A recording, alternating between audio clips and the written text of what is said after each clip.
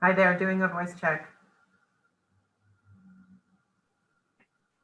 We hear you. We see you. Great, thanks.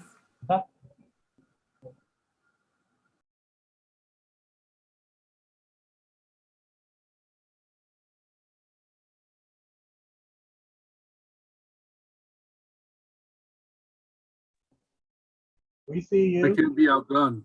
We hear you. You see me? Yeah. Saw you Saturday too. Yeah, I saw you. You moved around a lot. That's my job.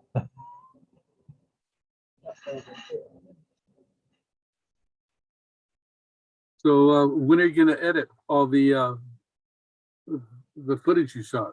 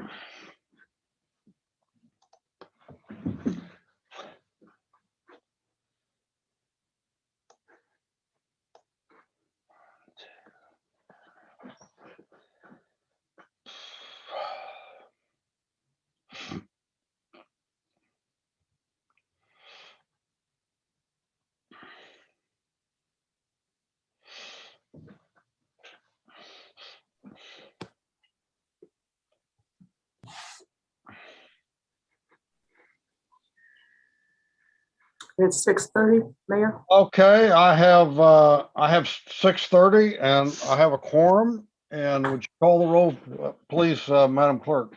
Councilmember Bates, Present.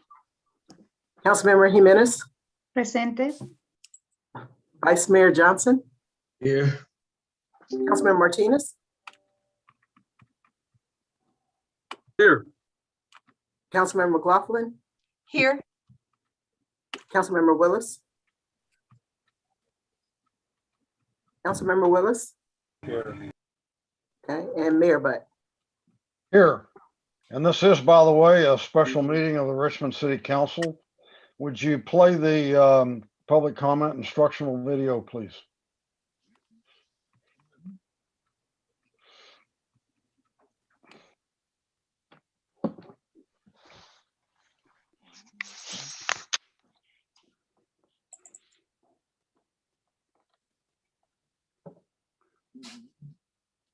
Due to COVID-19, this meeting will be conducted via Zoom pursuant to the provisions of the Governor's Executive Order N-29-20, which suspends certain requirements of the Brown Act. The Mayor will call upon council members, staff, and other guest speakers by name. Please speak clearly and state your name before giving comments or remarks. council members, staff, and guest speakers participating via Zoom with their cameras enabled are reminded that their activities are visible to viewers. Community members participating via Zoom wishing to speak should use the raised hand feature or dial *9 if participating via phone, and the mayor or city clerk will call upon them at the appropriate time. Community members will have up to 2 minutes to speak, 3 minutes for public hearings. After the speaker's time expires, staff will lower their hand and mute their mic. Community members participating via phone will be called upon to speak by the last 4 digits of their phone number. Public input and participation are of the utmost importance to the City of Richmond City Council. Therefore, it is important for public speakers to be ready to address the council when called upon. Public speakers are requested to state their names and city of residence, but providing such information is voluntary. Written public comments received before and during the meeting in accordance with the COVID-19 public comment guidelines printed on the meeting agenda will be entered into the record and published at the clerk's office webpage. If authors of written correspondence would also like to speak on the item, they should raise their hand when prompted by the mayor, and the city clerk will call upon them at the appropriate time. A roll call vote will be taken for all action items. The meeting can be seen on KCRT's TV channel and is being streamed on Zoom, YouTube, and KCRT.com. Thank you for participating in a meeting of the City of Richmond City Council. Debido a COVID-19, esta reunión se llevará a cabo a través de Zoom, en conformidad con las secciones de la orden ejecutiva del gobernador N-2920, que suspende ciertos requisitos de la Ley Brown. El alcalde llamará a los concejales, a los empleados de la ciudad y a otros invitados a hablar por nombre. Por favor, hable claramente y diga su nombre antes de dar su comentario. Se recuerda a los concejales, empleados de la ciudad y otros invitados participando a través de Zoom con sus cámaras encendidas que sus actividades son visibles al público. Miembros de la comunidad participando a través de Zoom que deseen hablar deberían de usar la función levantar la mano, en inglés raise hand, o marcar *9 si están participando por teléfono. El alcalde y la secretaria municipal llamarán a los oradores en el momento apropiado. Miembros de la comunidad tendrán hasta 2 minutos para hablar y 3 minutos para temas de audiencias públicas. Después de que se expire el tiempo de orador, se le bajará la mano y el micrófono será silenciado. Miembros de la comunidad participando por teléfono serán llamados para su turno usando los últimos 4 dígitos de su número de teléfono. Los comentarios y la participación del público son de suma importancia para el Consejo Municipal. Por lo tanto, es importante que los oradores públicos estén listos para dar sus comentarios al Consejo Municipal cuando sean llamados. Se pide que los oradores públicos indiquen sus nombres y ciudad de residencia, pero proveer dicha información es voluntario. Comentarios escritos recibidos antes y durante la reunión, de acuerdo con las reglas designadas para comentario público durante el COVID-19, imprimidos en la agenda de la reunión, serán ingresados en el registro y se publicarán en la página web de la Secretaría Municipal. Si los autores de la correspondencia escrita también desean hablar sobre el tema, deberían levantar la mano cuando sea pedido por el alcalde, y la Secretaría Municipal los llamará en el momento apropiado. Se realizará una votación nominal para todos los puntos de acción. La reunión se podrá ver en el canal de televisión de KCRT y también se transmitirá en Zoom, YouTube y kcrt.com. Gracias por participar en una reunión de Consejo Municipal de la ciudad de Richmond.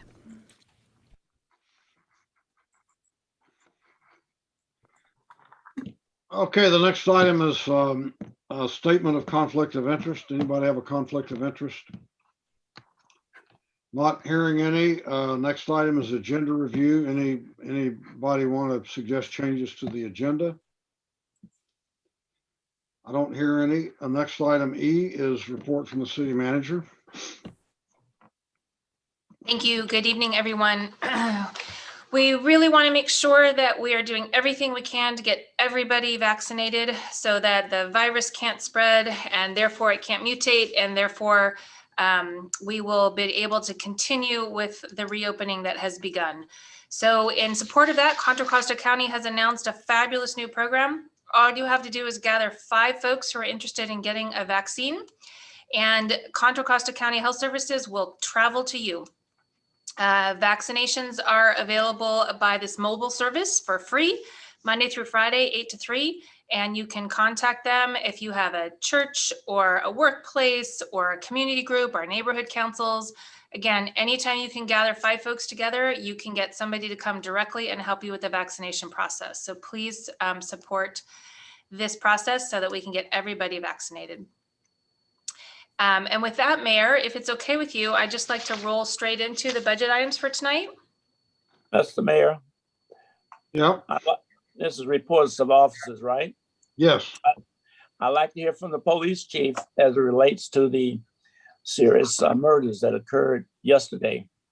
You know what, I think, okay, but you know, at your request, we added a permanent item to the agenda, and it'll be on tomorrow night's agenda, report from the police chief. So if you can wait till tomorrow night, we can do it then. If you can't, I guess we could ask the police chief Well, to speak now. it's my understanding that reports of officers consist of reports from the city clerk, city manager, city attorney, and any other department head. This Well, is this is- important. This item is Therefore- report from the city manager. Well, But if no one on the city council objects, I'll allow the police chief to report if she's here and wants to report. thank you. Okay, Good evening, everyone. I don't have the report from the last week, but I do have the information from last night's homicide. Last night, a little after 11 o'clock, we received a call of a shooting in the 2100 block of Dunn. Officers responded and located multiple victims. 2 were pronounced deceased at the scene. 1 was later pronounced deceased at a hospital. 8 victims were struck by gunfire in total. So we are currently, the detectives have been working all through the night and all day today, working on developing leads for the suspects in that case. Okay. Thank you, Chief. okay, the next item is budget session. Item F1, you want to read that, Madam Clerk? Yes, under the budget session, item F1 is to approve 7.25 million in American Rescue Plan Act funds as part of the proposed fiscal year 2021-22 annual budget to replace lost revenue in the amount of 4 million, upgrade HVAC systems in the amount of 2 million, invest in community beautification efforts in the amount of 1 million, and conduct a community needs assessment in the amount of 250,000 to help inform the City Council's future decision for the city's remaining ARPA allocation. So Mayor and Council and community, thank you so much for meeting this evening so that we can finish up a couple of the items from last week so that we can go ahead and finalize our budget for adoption next week. So tonight we'll be hearing about ARPA funds and about CIP. And these are intertwined again into our budget process. We are looking for definitive direction this evening from council so that we can finish up the final budget documents. And as a reminder, if there aren't decisions that folks are ready to make this evening, we can readopt budget components at any point during the next fiscal year. So with that, we have LaShonda White, who is ready to share with you information on a recommendation related to ARPA, including a longer process to make further recommendations on the full amount of money. And following that, we'll be hearing about our CIP plan. LaShonda? Thank you, Laura. KCRT, if you could share the slide deck, I would greatly appreciate it. So good evening, Mayor Butt, Vice Mayor Johnson, and council members. I am LaShonda White, and I'm the Interim Library and Community Services Director. I'm here to share a recommendation regarding inclusion of $7.25 million in American Rescue Plan Act, or ARPA funds, as part of the proposed fiscal year 21-22 annual budget. Next slide, please. ARPA is an historic $1.9 trillion relief package that was signed into law on March 11th of this year, and it creates a variety of new programs to address the continuing pandemic-related crisis, as well as to fund recovery efforts within communities across the United States. In addition to funding for state, local, and tribal governments, such as the City of Richmond, the plan also provides funding for a variety of other categories, such as education and rental assistance. Next slide, please. The City of Richmond is currently situated to receive $27.7 million in ARPA funds, with the first allocation expected in June or July of this year, and the final installment expected 1 year later in 2022. Of that $27.7 million, this slide shows the proposed inclusion of $7.25 million in ARPA funds into the fiscal year 21-22 budget. These are all recommendations, and staff is here to take direction from council on any recommended changes as appropriate. On June 8th, City Council received an update on the proposed budget for fiscal year 21-22, which included the use of $5.63 million in ARPA funds. $4 million of those funds was to replace lost revenue as a result of the COVID-19 pandemic, and the other $1.63 million was to fund some reimagining task force recommendations. However, last week on June 15th, Council selected an option regarding task force recommendations that did not include ARPA funding. Therefore, only $4 million in ARPA funds is currently included in the fiscal year 21-22 budget, which is shown in the table above. Per ARPA interim rules, once a shortfall in revenue is identified, funding recipients such as the City of Richmond have broad latitude to use this funding to avoid cuts to and in support of valuable government services. For the City of Richmond, there is a proposal to use $4 million in funds to help close the fiscal year 21-22 estimated budget gap. And since these funds are included as part of the city's coffers, there is maximum flexibility in how we decide to use it. Based on my understanding of the interim rules, funding from this category becomes part of the general fund and can be used to support non-ARPA allowable expenses. Any remaining revenue within this category may be drawn down in future years, which will provide the City Council with the ability to use those funds to fund staff and/or provide a variety of needed services to the Richmond community. The remaining three items represent $3.25 million in expenditures that are not yet included in the fiscal year 21-22 budget. $2 million is recommended for heating, ventilation, and air conditioning or HVAC upgrades. This is an allowable expense under ARPA, and there are numerous upgrades needed at various city facilities such as the Nevin Community Center, Recreation Complex, Shields Reed Community Center, Main Library, the Richmond Arts Center, and the Richmond Museum. During council and community meetings, we received lots of feedback regarding the need for increased resources dedicated to community beautification efforts, such as addressing illegal dumping and blight, to beautifying our medians and other areas along some of Richmond's major thoroughfares. Depending on the specific services determined, there may be a need to draw down on the remaining revenue available in the lost revenue category to provide flexibility to council. Finally, there's a recommendation to allocate $250,000 for a community needs assessment.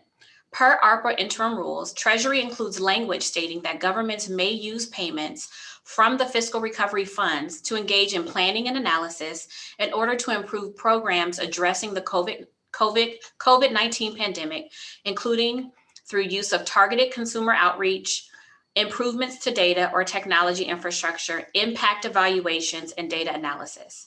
A consultant-led CNA or community needs assessment process is simply one way to gather and prioritize input to help develop a future plan. If approved tonight by council, the recommended action would allocate $7.25 million in total in ARPA funds into the fiscal year 21-22 budget, leaving $20.45 million available for future use. Next slide, please. On May 18th, city staff members presented preliminary stakeholder input collected from community members, businesses, unions, city staff, and other interested parties. That was collected between the months of April and May. Attachment 1 of the staff report summarizes stakeholder input and aligns that input with Treasury interim rules based on the 8 categories shown in the slide and outlined in the ARPA quick reference guide, which is also included as attachment 2 of the staff report. Next slide, please. If approved tonight, Finance would need to amend proposed fiscal year 21-22 operating and CIP budgets to include the reference funds that are currently not included in the budget. Finance would create a separate account to track all ARPA funding and any funds not used within a fiscal year.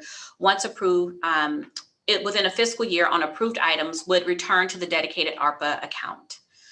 Based on staff's current understanding, the recommendations for fiscal year 21-22 are compliant with interim rules. Should the final rules or subsequent guidelines change the analysis, staff will need to return to City Council for possible budget amendments. In addition to the CNA, there may be other items that require attention and align with ARPA expenditure rules that may also be brought before Council for consideration in the future. If we decide to do a community needs assessment, the city may receive assistance from a consultant to develop that plan based on extensive community input and metrics to ensure or track that ARPA funds are being spent in a manner that will have the greatest impact on the community in an equitable manner. This proposed process may also provide an opportunity for the top City Council strategic priorities to be incorporated into the community needs assessment process and may assist in further refining how ARPA funds can be allocated. Next slide, please.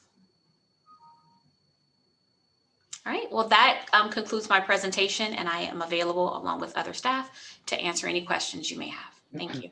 Are there questions from council members? I don't see any hands up. If you, okay, Councilmember Martinez.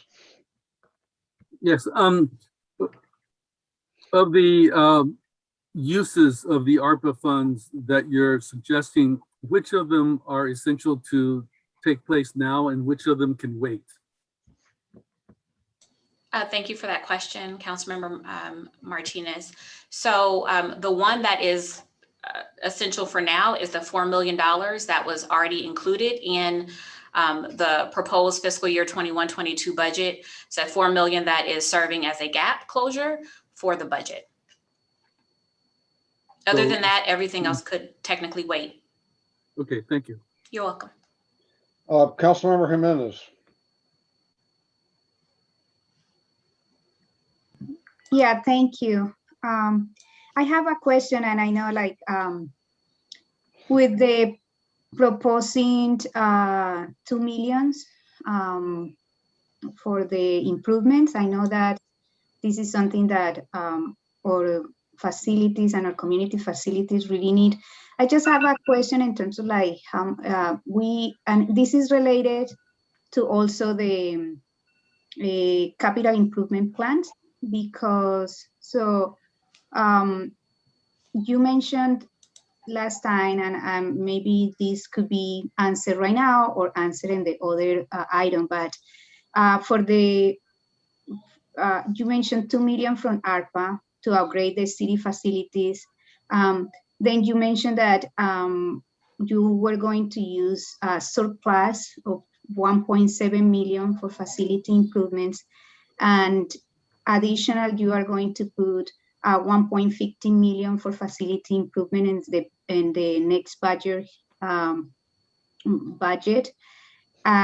then we are having the capital improvements planned that is over $30 million. So I just wondering, kind of like, what are these monies different from the capital improvement, and if they are not part of the capital improvement, and why?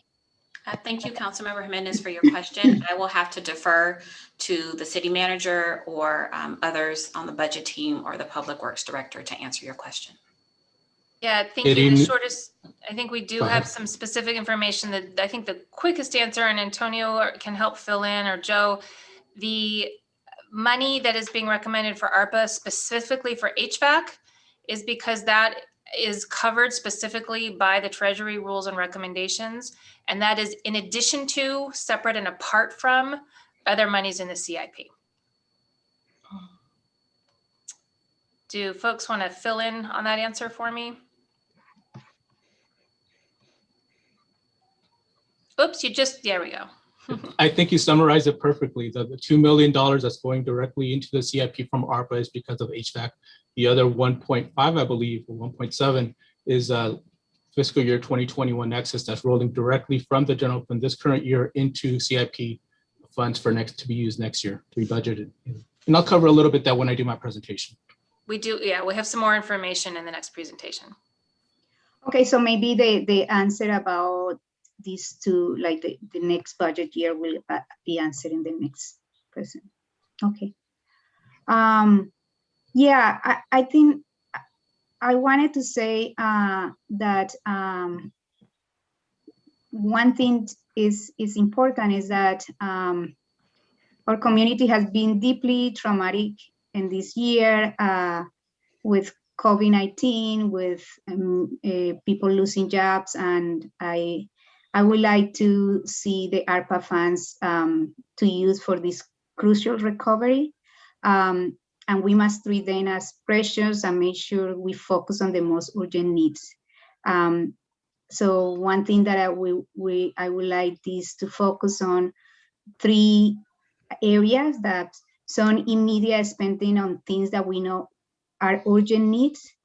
And I think, like in the assessment, one thing that I would like to see is that this should focus on the most vulnerable and low-income communities, unemployment, youth, and the community most impacted by COVID and health-related issues, and that this community needs assessment give us really the hard numbers of what is the needs, the existing services, and the gaps. And that also it should be, you talk about a consultant, but I think like we need to make sure that consultants are part of the community because they know more what the community needs, and it will be a great asset to help with that and not just bring an outside consultant. So I think like there are so many great organizations who has done a lot of needs assessment that can put a lot of input in that. And then the third one is plans for community project that have been proposed and need detailed plans. So I just wanted to see that, and I will do other comments after public comments. Thank you. Councilor McLaughlin. Yes, I will also speak after public comment more fully on this. And I already mentioned this to the city manager that one thing I've been working on, and I'll be bringing a resolution to the council on July 6th for a green blue new deal. We call it a green blue new deal, and a couple other council members are co-sponsoring this with me because there is now this idea about a blue new deal, meaning economic work that relates to shorelines and relates to waterways that provide jobs. And we have 32 miles of shoreline, and we need to be ecologically sensitive in terms of protecting our shoreline, as well as bring in businesses that could relate to our waterways, our shoreline. I mean, we don't even have a boat building business in Richmond with 32 shorelines. So we need those jobs in Richmond. We need a just transition as well. And of course, the council has already directed staff to come up with a just transition to a that provides sustainable jobs and protects our climate and our local economy. So this will help further that just transition effort. I'll have a little bit more to say about this, and I'm going to ask for $300,000 for a consultant for like an 18-month plan, maybe a year to 18 months, to do community workshops and reports and reach out to stakeholders, our environmental justice groups, etc. So that's it for now, but I think this is a very exciting project, and I'll hear from the public before I give you, make a motion and give you a little more information. Other council members, I don't see any more hands up. If you have your hand up and I don't see you, please wave it or something, or just start talking. Okay, well, in that case, let's go to the public speakers. It looks like We have seven Go public ahead. speakers. The speakers are Mark Wasberg, Steve Bischoff, Katrinka Ruck, Sean Dunning, Lisa Johnson, Linda Whitmore, Richmond Land, Mia Carvajal, Jasmine Jones, and Mapuana Ball. Mark Wasberg? Yeah, you hear me? Yes. Well, it seemed like you got an extra $20 million to play with, because I seen that chart. Your chart comes out with 27 million, right? So Biden's going to give you 27 million. So you're going to spend 7 million on a bunch of garbage. I don't know what you're going to spend it on, but you got an extra $20 million. So why even fund the police? Why don't you just hire those 12 vacancies you got on the Richmond PD? I mean, you say you're going to defund the police. You say you're not going to defund the police. You say you're going to give this to the police. I mean, you guys got to make up your mind. So you got an extra 20 million to play with. So just go ahead and use that for that stupid task force you're doing, that stupid Imagine thing, or whatever you guys are going to do. And there's no problem. All right. Everybody's going to be happy. Everybody gets a piece of the pie. Oh, for Nat Bates, for your violence statistics, since 2004, there's been about 250 homicides, right? 99.9% is blacks killing blacks. No white people has been involved in killing anybody. It's all into the black neighborhoods. Oh, by the way, McLaughlin, what's the average homicide rate per year in Richmond should be? You bragged about the 75% reduction. There's 47 homicides in 2009, 7 and 9 sound like a 75% production. What is the average homicide rate in Richmond? Well, I'm gonna tell you, stupid, it's 10 per year. You bragged about 1 year. Yeah, 11 homicides 1 year out of the 10 years that you was mayor and on the city council. Who you think you're trying to BS, lady? You ain't fooling nobody. I know the statistics because I had to do my documentary. And if you show my documentary, I will guarantee you will never defund. Thank you. Your time has expired. The next speaker is Steve Bischoff.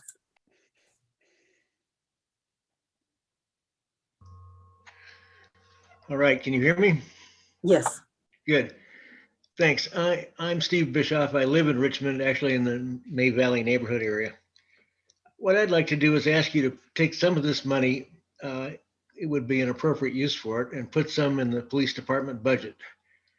2,300,000, as a matter of fact, would be the amount I would ask you to do that with. The reason for this is there's several reasons. One is we're entering what is a very scary wildfire season. I mean, I think people wonder, what's going to happen? Will we be spared? Will we not be spared? And it's at this point, the police department just barely has enough staff to do what they're doing right now. They do have a responsibility to lead any kind of evacuations and do planning for that. And so that we need to make sure that we have sufficient people on the force to be able to do it.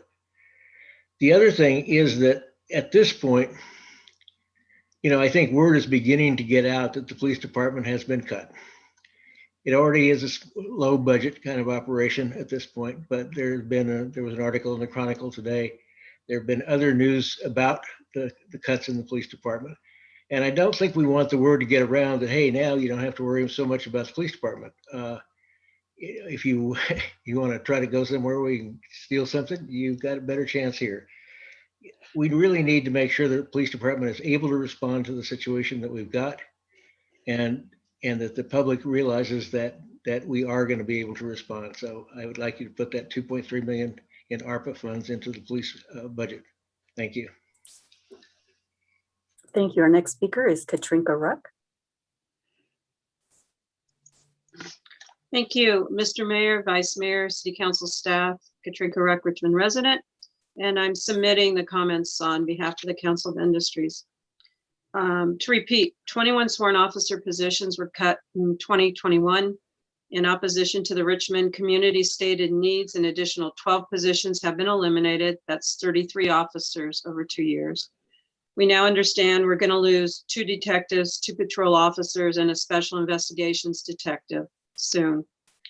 And there's only 1 person in the pipeline in the academy. Last night, 3 individuals were killed, 8 wounded. Memorial Day, 1 was shot, 1 killed. It's difficult to recruit trained officers given this type of an environment.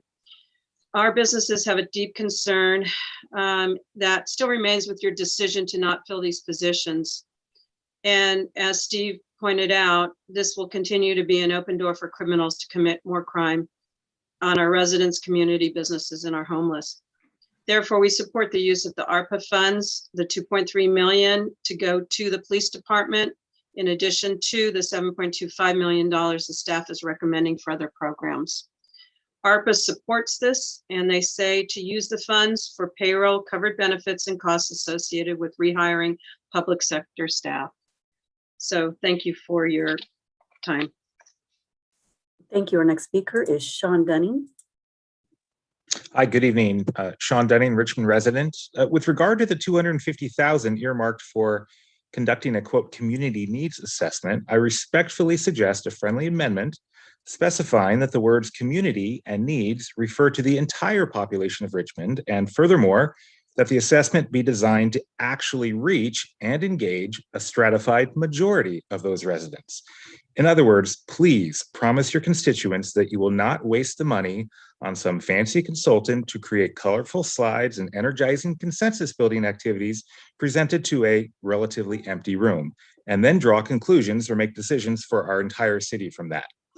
When it comes to hearing from our community, we need to do better than wait until it's too late and then respond to complaints with empty statements about public meetings that were apparently had, but otherwise unheard of. I'm sorry to sound so cynical, but recent events warrant this caution. On the slate of ideas for how to allocate this money, I suggest at least $3 million to refund our nationally recognized community policing program. Thank you.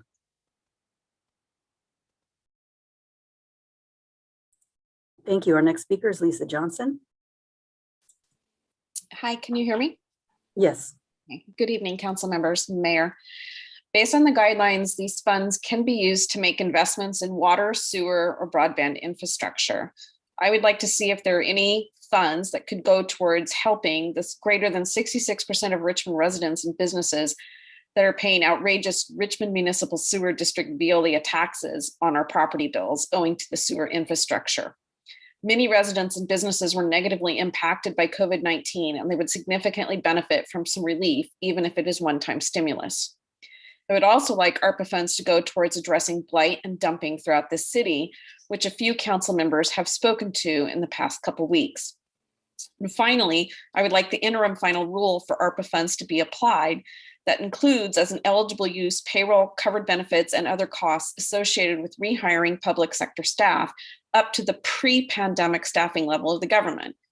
As a reminder, I would like to advocate for $3 million in ARPA funding for the police department on the basis that more staffing is needed now. The council defunded RPD in June of 2020, eliminating 34 positions, including 21 sworn officers and 13 civilian staff. We just defunded again, eliminating 12 more sworn officers. 4 sworn officers, 2 detectives, and 2 patrols have either left or will be leaving within the month. And you must appreciate that one of those was a detective that was hired by Antioch. And it was an Antioch council member who was serving on our task force, who's now using that position for her own city's gain. This is not a laughing matter. We have one person in the training academy right now. One. And two that were expressing a lateral transfer said goodbye. We can't hire our way out of this without 6 to 18 months of notice. Thank you. Your time has expired. Our next speaker is Linda Whitmore. Good evening. My name is Linda Whitmore. Good evening, Mayor Butt, Vice Mayor Johnson, and City Council members. I am a longtime Richmond resident, and I live in the Santa Fe Neighborhood Council. Little disappointing that last week you voted not to use ARPA funds to for our police. We could have got all of our community programs we wanted, kept our police department intact, and used the ARPA funds for the community programs. But I want to encourage the City Council that when you decide on beautification, that you not forget about the inner city neighborhoods. We always are on the tail end of what's happening. You go on the outskirts and spend all your money on the outskirts and forget about the inner city neighborhoods like Santa Fe or Iron Triangle, Coronado, or Pullman. We need to have beautification done in our neighborhoods. Our mayor and our city council member last week mentioned about the blight, the weeds in our city, and we need to take care of that. We don't really need an assessment to decide what to do. We know what a city looks like. So I think beautification should happen now, not 18 months from now, but happen now in our city, in our inner city, starting with that. Our main street, McDonald, is in much need of repair. We're a city of pride and purpose. We have to have pride in our city. Our city's beautification is important. You can't have people respect the city if you don't respect it as our leaders. So please, when you're thinking about beautification, not just the main thoroughfares, but think about the inner city, the neighborhoods who depend on you to take care of them. Councilmember Jimenez mentioned that. So thank you for saying to look after these inner city communities. Thank you. Thank you. Our next speaker is Richmond Land, and please state your name for the record. Good evening, Richmond City Council, Valerie Jamison, Richmond resident. I'm speaking on behalf of Richmond Land and community stakeholders committed to affordable housing investments in our community. I'd like to reference a letter sent to the council last week requesting a $1 million augmentation to the staff recommendations of ARPA funds for this upcoming fiscal year for critical investments in affordable housing programs and infrastructure. For our hardest hit families, the pandemic has not only posed health and safety risks, but also caused widespread economic crisis and further risks of housing instability once eviction moratoriums are lifted. A $1 million allotment of ARPA funds in the following ways will not only ensure a robust plan, but advance bold and proactive steps to ensure neighborhood stabilization, anti-displacement, and the prevention of catastrophic threats experienced by Richmond in the past Great Recession. The letter outlined $100,000 to support the development of a comprehensive affordable housing strategy that complements rapidly rehousing our unsheltered community voted on last week and bridge those efforts with affordable housing strategies for protection, preservation, and production.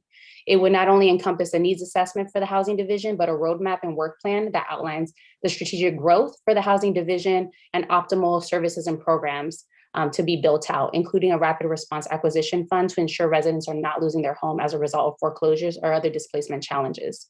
A $100,000 pilot for pre-development and capacity building to accelerate nonprofit developers' preparation for shovel-ready projects that can help leverage state and federal dollars coming through the pike, as well as $100,000 for on-call resources for the Community Development Department to submit competitive applications for the upcoming state and federal housing opportunities that are following. And that $300,000 ask is substantiated with a $700,000 ask for the Rapid Response Fund, R3F, to administer, develop, and design a universal basic income pilot and refine their next cycle of disbursement to Richmond families desperately in need of resources given current rent and economic instability. So I urge you to augment F1. Thank you. Your time has expired. Our next speaker is Nia Carvajal. Thank you. I also just want to point that there are two folks that are also raising their hands, Valesca Castaneda and Jose Arevalo. I did not hear their names mentioned, but I can start now. Good evening, members of the City Council. My name is Mia Carvajal, and I am the Community Land Trust Program Manager for Richmond Land. Thank you for reconvening to discuss this really once-in-a-generation opportunity to bring critical relief to our communities. I want to speak about the allocation of the ARPA dollars in the context of the Emergency Rental Assistance Program, or ERAP, and what providing intakes for this program has been showing us at Richmond Land about the relief our communities need. In the 2 months that Richmond Land has been providing ERAP intake and outreach services, we've learned that just how desperate community is for rapid relief and deep investments in housing solutions that are going to provide the stability and affordability that our people deserve. Richmond Land has given 8 different presentations with over 150 people in attendance, and the majority of them have been Black and Latinx residents. People have to be income qualified and experience housing instability to qualify for ERAP. So when we talk about who's been impacted by COVID-19, these are the community members who need relief. There hasn't been one workshop where a resident has not shared about an eviction notice or the threat of a landlord thinking of selling their property. There are also many residents who are up to date with their rent and are drowning in debt that they had to incur to stay up to date. So in many ways, ERAP has been a community needs assessment. And we see that the people need relief now and in material ways. The recommendations in our letter speak to the need for a concerted effort to sequence and plan housing and homelessness solutions in a way that's going to provide long-term structural relief to our communities. We are asking for $300,000 to go to the Department of Community Development because this is the critical investment that's needed to manifest solutions and to support the women of color in that department to do the work that they sought out to do in helping their communities. And I hope it will be complemented by the hiring of a housing manager so that the city can finally be in a position to explore strategies that can lead to creating equitable housing outcomes for residents by moving privately owned rental housing into tenant or nonprofit ownership and avoid speculation, promote community control, and create permanent affordable housing. Thank you. Your time has expired. Our next speaker is Jasmine Jones. Good evening, Mayor Butt, Vice Mayor Johnson, and the Honorable Council. My name is Jasmine Jones, and I'm a lifetime resident of Richmond, the Executive Director of the West Contra Costa Public Education Fund, and a core member of the Richmond Rapid Response Fund. I come before you this evening to request an allocation of $1 million in ARPA funding, with $300,000 going to the Department of Community Development and $700,000 going to R3F as outlined in a letter that was sent to Council last week. I want to share a little bit about who R3F is, what we have done, and why it's important for the city to continue to partner with us as on our road to recovery. R3F was born out of the COVID-19 crisis on May 5th, 2020, with the intention to provide immediate and ongoing support to Richmond residents. R3F is a multi-stakeholder initiative that includes government, nonprofit, businesses, the school district, and the philanthropic community. We have worked collectively over the past year to raise $1.4 million to support our beloved community. We have provided over 700 Richmond residents with $500 cash disbursements during the pandemic. We provided rent relief to 47 households with the median payout being $5,000. And we're partnering with the city to provide IDs to the unhoused population. Through conversations with R3F housing partners, the R3F core group, we know that there will be a great need for housing stability and economic security as folks recover from the impact of COVID-19. R3F has processed approximately $570,000 in disbursements for housing and individuals since May 5th, 2020. And we would have processed much more if we did not put our rent relief program on hold while we waited to see what is happening on the state level. What we do know is that the state ERAP program is moving very slowly, and many of the applicants we referred have yet to receive funds, let alone their application be processed. We believe that with the ARPA funds requested, R3F would be positioned to continue our immediate rent relief program and support many other Richmond residents. In addition to housing stability, R3F housing partners offer wraparound support to help residents determine best next steps on the road to financial stability. We also believe that we could leverage this investment from the city to engage the broader philanthropic community to support the work in Richmond. We want R3F to serve as a model for how— Thank you. Your time has expired. Our next speaker is Mapuana Ball.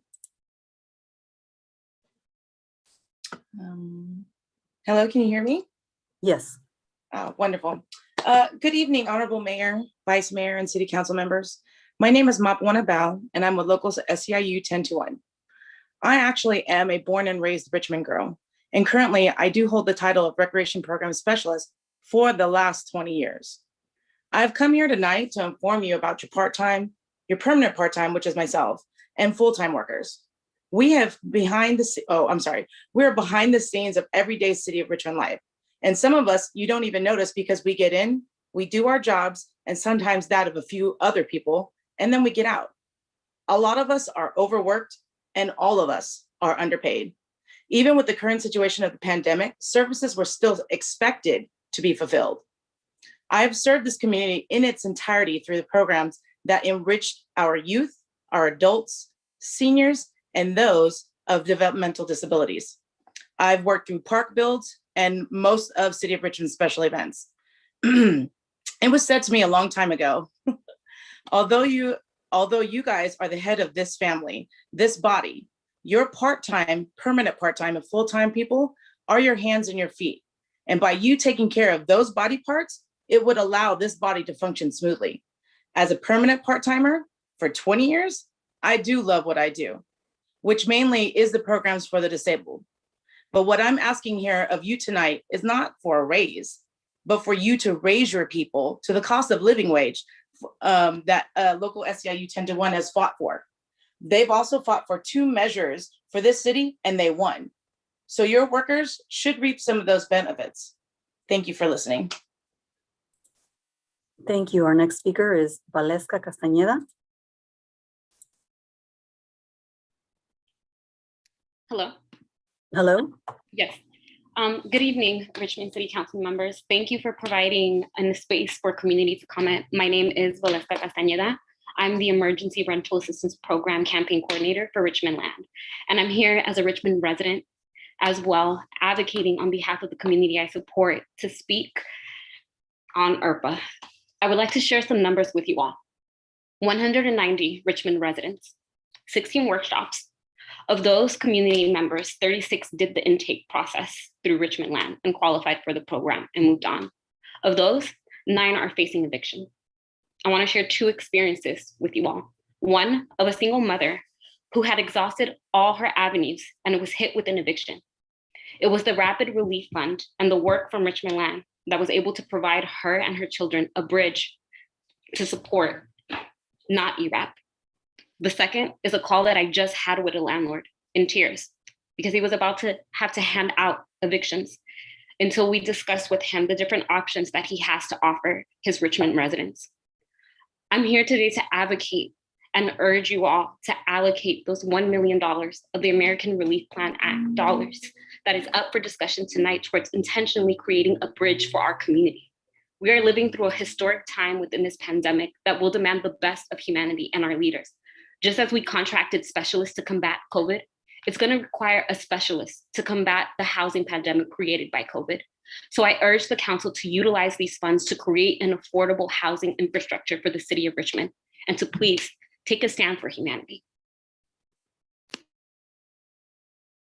Thank you. Our next speaker is Jose Arevalo.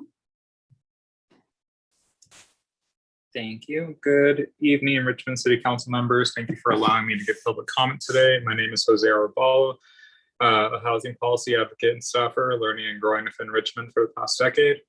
I'm speaking on the city proposed plan for allocating ARPA dollars on the agenda tonight. I believe that the city of Richmond should allocate $1 million of the $27.7 million ARPA allocation towards critical affordable housing infrastructure that will serve towards a just housing recovery.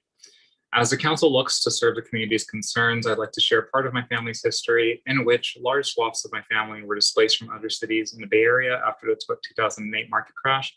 And as one family unit found a home in Richmond, others followed to find a strong and welcoming community. As time goes by, it seems that Richmond is facing the same pressures that dominated the housing market in the larger Bay Area and suddenly would look like a decent housing market for those of us from less privileged socioeconomic backgrounds. There has been a shift now where young professionals are unable to be speculative buyers even near their own family homes. This moment marks an opportunity for the city to leverage resources towards building groundwork for longer lasting housing solutions for a growing population. Recognizing that this work will forever need support, there is a chance to work towards equitable recoveries by building the critical institutional knowledge and infrastructure needed to respond to housing needs. I'm asking today that you include Richmond Land and the Rapid Relief Fund suggestions and recommendations by making a motion to incorporate the inclusion of $1 million for affordable housing investments, with $300,000 going to the Department of Community Development and $700,000 going to the Richmond Rapid Response, of which no less than $600,000 would be dispersed to Richmond families, because it is recognized in these suggestions that the funds be maximized to plan and continue creating cash flows to support equitable housing solutions. Thank you. Thank you. And that was our last speaker.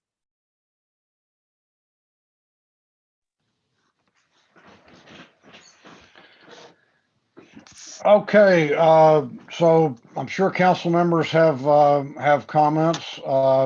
Vice Mayor Johnson, go ahead, please. Yes, actually, I did receive the letter that was mentioned in that was mentioned during the public comments, and I am interested to hear from staff what are the financial implications of us allotting this $1 million to for this program that has been helping most of our residents since the pandemic has started. Thank Just want to know you. that before I make the motion. Thank you, Councilmember, Vice Mayor Johnson, my apologies. So I have not had, based on my preliminary reading of it, and I would, so just understand it's a preliminary reading, but the ARPA interim rules do allow for kind of direct disbursement and even universal basic income. So there's some things that are included in the proposal or in the letter that was discussed that ARPA does allow for. There is lots of language in ARPA around housing. So we would just have to make sure that what's being requested in the letter or recommended, there's an alignment there, but direct disbursement, kind of direct support to those really impacted by COVID in our communities is an allowable expense, as well as various things around housing. So I would just want to, in general, I feel like there is an alignment, but I would want to take some time to really dig in and make sure that there's a one-for-one match. Also, just so council knows, there's that revenue, the revenue loss category, which if we utilize any of that, that provides flexibility to council to do a variety of different things that don't have to exactly align with ARPA, what's included in ARPA. But I do believe that the majority of what's included in that letter should be allowable under ARPA interim rules. Thank you.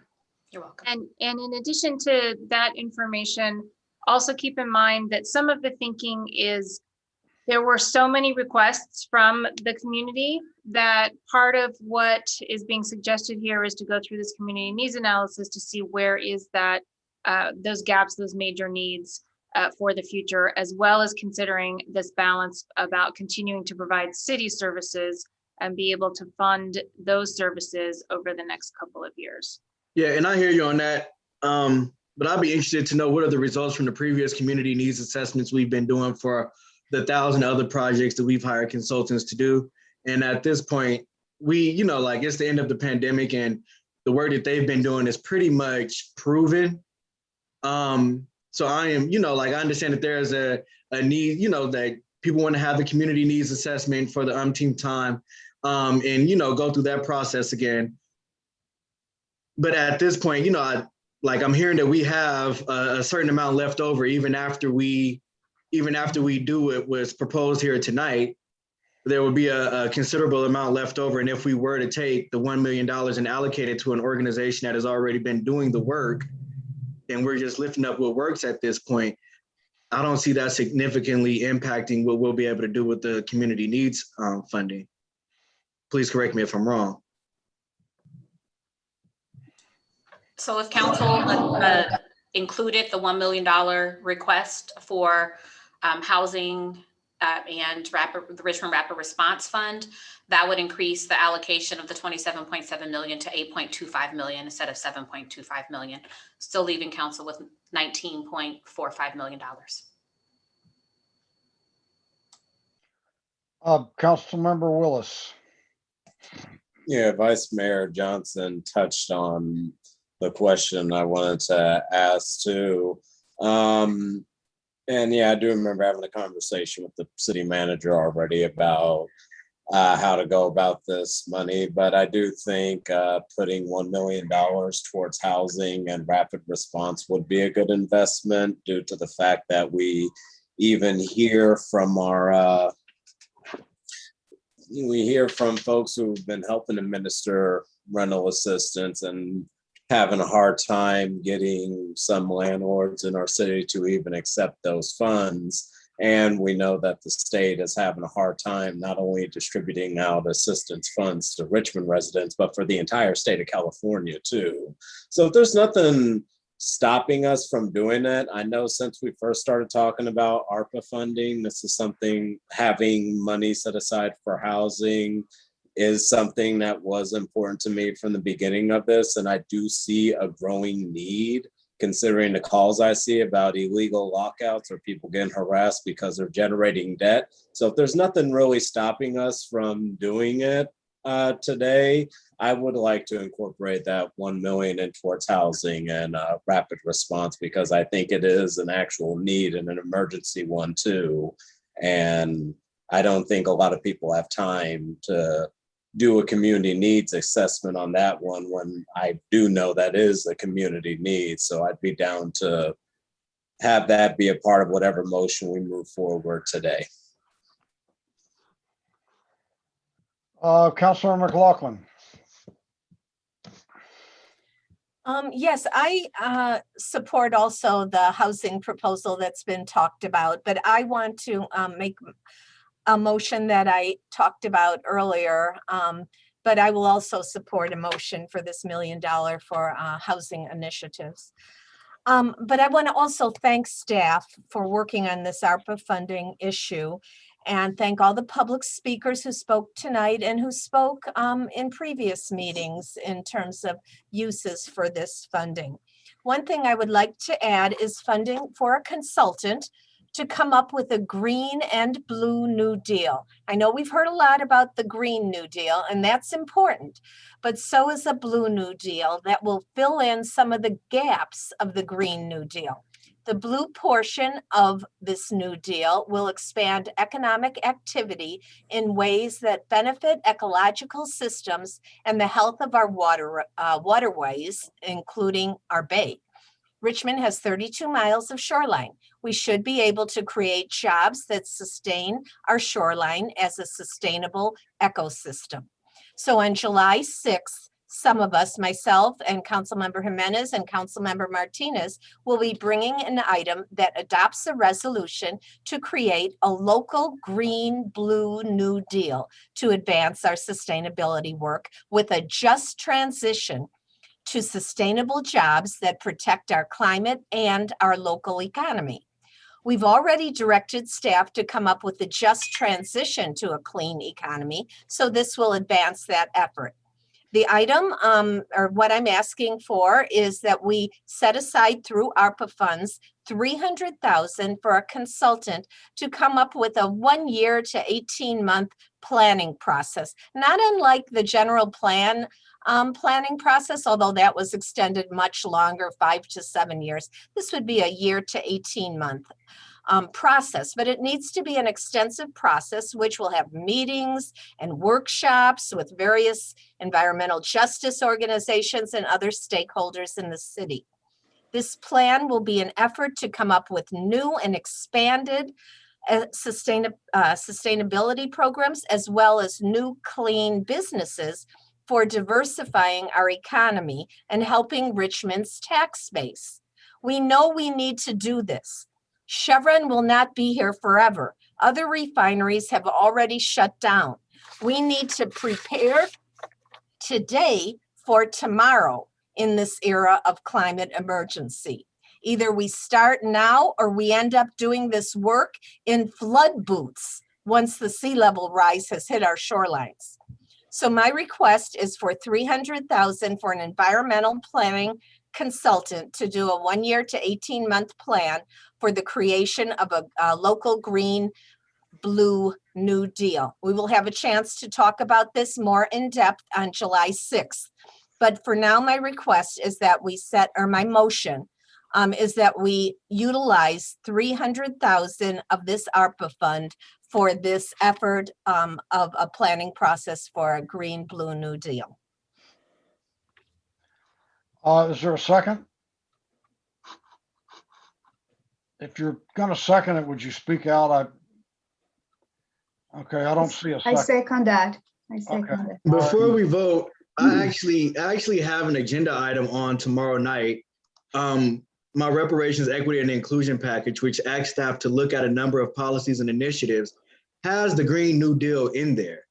So I'm not sure if people had the opportunity to read it, but I'm already asking staff to do this exact work. And if it passes tomorrow, this is the exact same thing I'm asking staff to do tomorrow night. Well, Okay, this is more of an extensive year-long or 18-month process, but yes, it's in conjunction with your idea. I've been working on a Green New Deal for a long time, so this is the process of expanding on work we've already done. And absolutely, in your proposal for tomorrow that we'll be studying, this coincides with that. So this is 300,000 that will advance our collective effort. okay. Well, actually, what I'm asking is for staff to determine what's the best Wait a minute. possible Wait a minute, route. Vice Mayor, I'm not- this is not a debate. She just jumped in and started interrupting me, and I don't even get to finish my comment. Councilmember McLaughlin has the floor. If she's done, No, she does not. she certainly does. I recognize her. Point of order, I've seen that you recognized Vice Mayor Johnson was having discussions on the motion after there was a No, motion. I did. Councilmember McLaughlin had the floor. If she's done, I will recognize someone else. Are you done, Go Council? for it. Go for it. Go for it. Y'all do this in closed session anyway. Like, this is real white power. Go for it. Councilor McLaughlin, you've exceeded your 5-minute allocation anyway, so I'm going to move on to Councilmember Jimenez. Mr. Mayor, do we not want to move the motion that's on the floor? You've exceeded your 5-minute. But I made a motion within that 5 minutes. We'll vote on it when it comes time. There are council members who haven't even had a chance to speak yet, and you're trying to make a motion. Let's give everybody a chance, okay? Okay. Okay, Councilmember Jimenez. I just wanted to say that I, as Vice Mayor Johnson and Councilmember Willis talk about the support for the housing, affordable housing, and have the $1 million funds. I think like this is something that we know is needed, like housing, and we have been passing the moratorio. The R3F has been in collaboration with the city to release funds. So I will include that 6,000 or more of this allocation that we are doing tonight go directly to families, and I think it's a good thing because we cannot wait for supporting that. So I will support a motion as well to really incorporate that $1 million into the proposal today.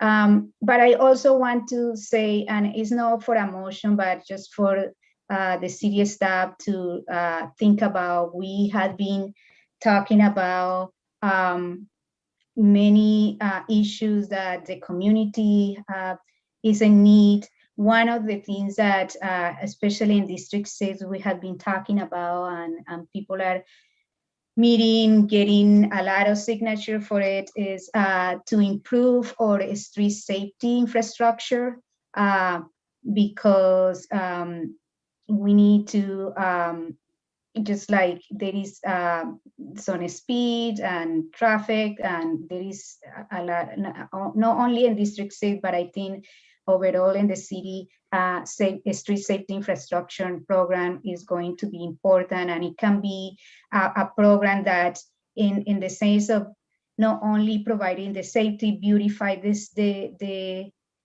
city, but also in conjunction, we can, in conjunction with the youth work, can provide jobs in that. So I will like the staff to consider that, as well as other things that has been being able to be in the community meetings that we and the city have been discussing. But one important thing that I feel like is really important is also providing translation.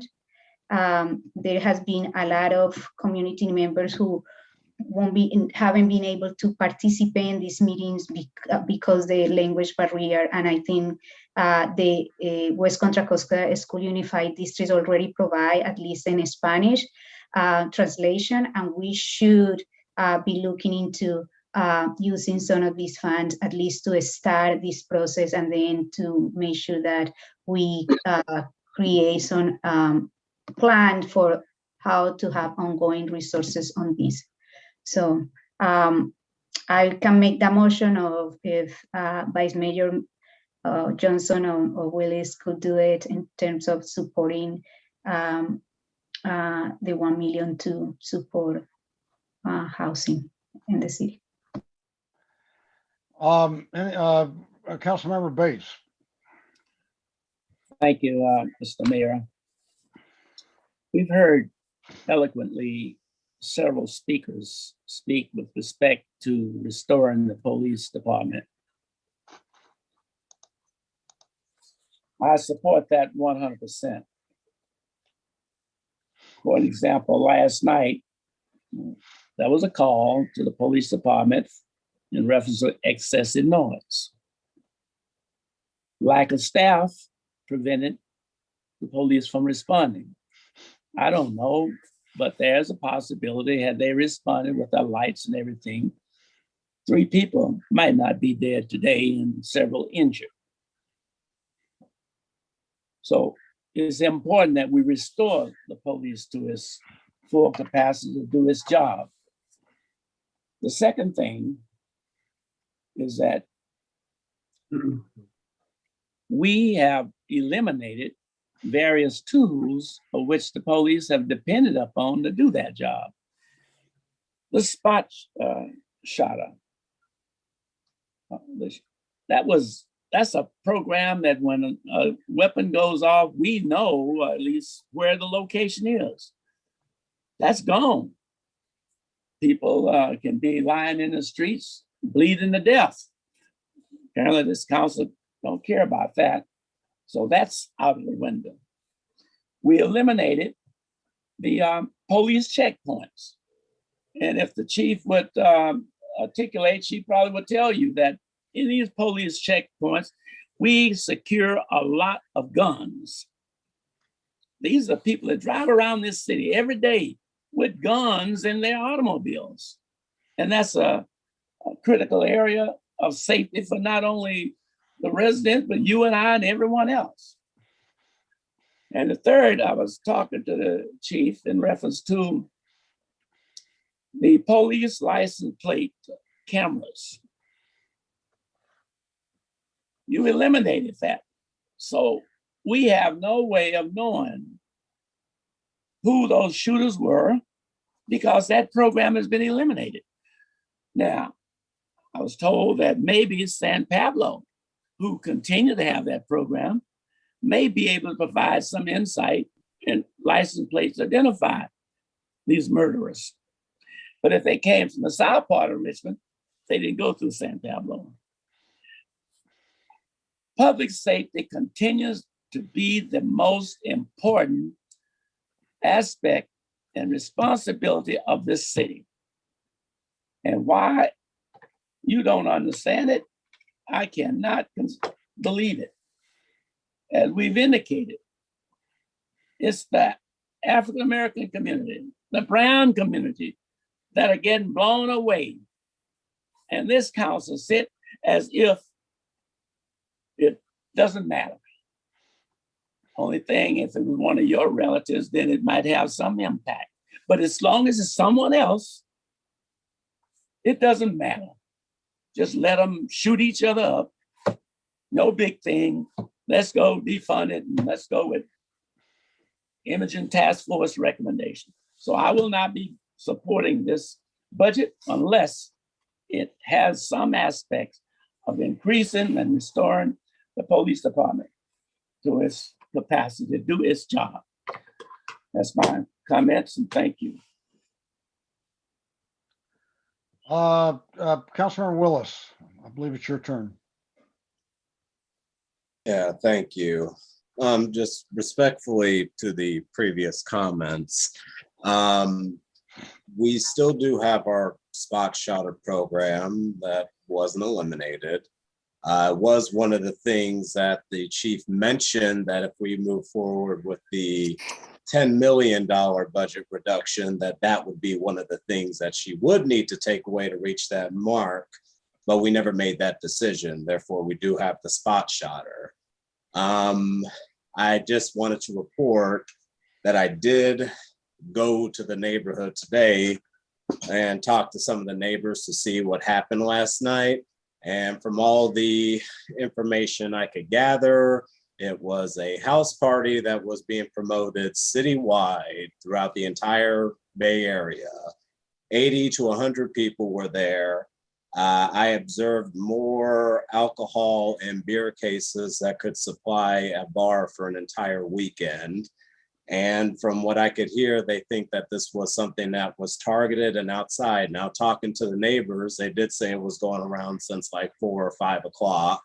There were fireworks and there was a lot of noise. And I even heard the sirens blaring at 11 because I don't live too far from the area. And I guess the noise thing is kind of interesting to me due to the fact that I did go to a Richmond event on 16th and McDonald Avenue. And one of the things that they did mention was the noise ordinance and needing to enforce that. And there was an argument about people submitting identification. So I'd be interested in, like, if there is excessive noise, what does constitute police interference? Because what I heard, that block was pretty lively. I don't know if anybody complained. I don't know what happened before it led to that 11 o'clock shooting, but I just wanted to contextualize that just a little bit. And the last thing I'll say on the cameras, this is something that we do need to have another conversation about, because we did pass an ordinance back in 2018. I believe it was 5-2 or 6-1, saying that we would no longer work with license plate readers that share information or contract with ICE. We passed that. For some reason, a year later, Chief Brown at the time brought back the same contract that was problematic for many community members, which prompted us to look towards other alternatives, other license plate readers. And somewhere between then, I think that's when the vote of no confidence happened. There was a transition to chiefs, but after that, the pandemic hit, and I don't recall ever us having a conversation about license plate readers. Last year was about keeping everybody safe and trying to keep the city afloat. So if there are problems with the license plate readers, I would be interested to see where that conversation stands today. But we did redirect staff to come back with other options, and I can't remember hearing anything about that. So I just wanted to add that for the record too. And that's just my perspective I wanted to share and what I did today to figure out what happened last night. And it is sad that people lost their lives and there was a bunch of injuries. And I would hope that everybody would have the respect not to politicize it and actually keep a conversation on what are we doing to keep ourselves safe and preventing things from happening like this again. Thank you. So did everybody get a chance to speak? So at this point, we have one motion on the floor, Councilor McLaughlin's, to add $300,000 for.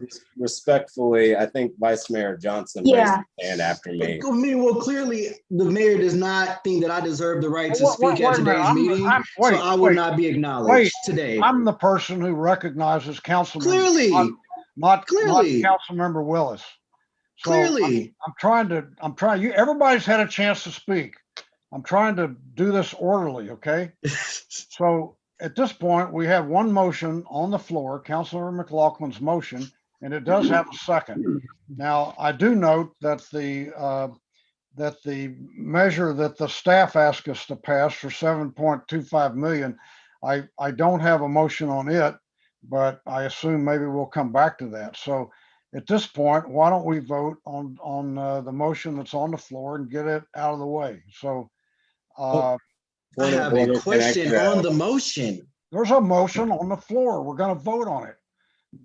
Madam Clerk. I need to recall what the motion is, so I could potentially make a friendly amendment. He's drunk. He's drunk. Okay, Councilor Willis, you're recognized to make a friendly amendment.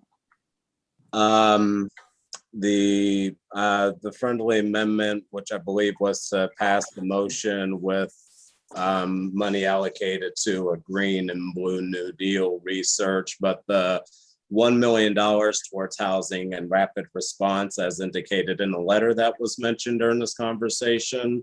I would like that allocation to be included in this motion I as think a what they were, friendly amendment. I think what they were talking about was allocating that money to the Richmond Rapid Response Fund, if I'm not mistaken. From ARPA funding into this motion as well. Yes, I wanted to add that in because that wasn't the motion that was made earlier. Councilor McLaughlin, do you accept the suggested amendment? It could be all one motion, the $1 million for the housing initiatives. I know Councilmember Jimenez might want to clarify some of that breakdown. Wait, the question is, do you accept the amendment? I'm happy to include it, yes, because Okay. I support. Yeah, and I both. would like. Wait, Councilmember Jimenez, you're the seconder. Do you accept the amendment? Yeah, and I would like to kind of like make for clarification, read the motion, just kind of like so we are clear. So we are the motion is to have $3,000 to $300,000 for the Green, New and Blue Deal planning, with $300,000 going to the Department of Community Development for the creation of a comprehensive affordable housing roadmap that encompasses the 3 P's of affordable housing. Wait, that was not the amendment. Yes, Councilmember Willis's amendment, as I understand it, was to put $1 million into the Richmond Rapid Response Fund. Councilor, as indicated in the letter that the motion seconder is indicated. So I am clarifying that. Wait a minute. Calm down, Tom, calm down. He made a friendly amendment. Councilor McLaughlin accepted. All I ask you is whether you accept it or not. I didn't ask you. I am making sure that we are voting in the things that we are thinking. So if you can let me finish, please. No, you have one job to do, and that's to say whether you accept it. Madam Claire, do you understand the motion? Shall we begin from step one? That way we can be clear about what's going on. You guys are all out of order. Let's take this one thing at a time. Councilmember Jimenez, do you accept the suggested friendly amendment? If you want to make a different motion, we'll come back to that. Mr. Mayor, if I may I suggest that the clerk read back the motion before we determine whether the seconder will second the motion? Okay, the motion and the friendly amendment. Okay, so the motion by Councilmember McLaughlin, seconded by Councilmember Jimenez, was to allocate $300,000 as the ARPA funds to hire an environmental specialist or consultant to prepare a green blue new deal for a 1-year to 18-month planning process that will include community meetings and workshops, and also to incorporate $1 million towards the Rapid Response Housing Initiative. Is that correct? No. That is not correct.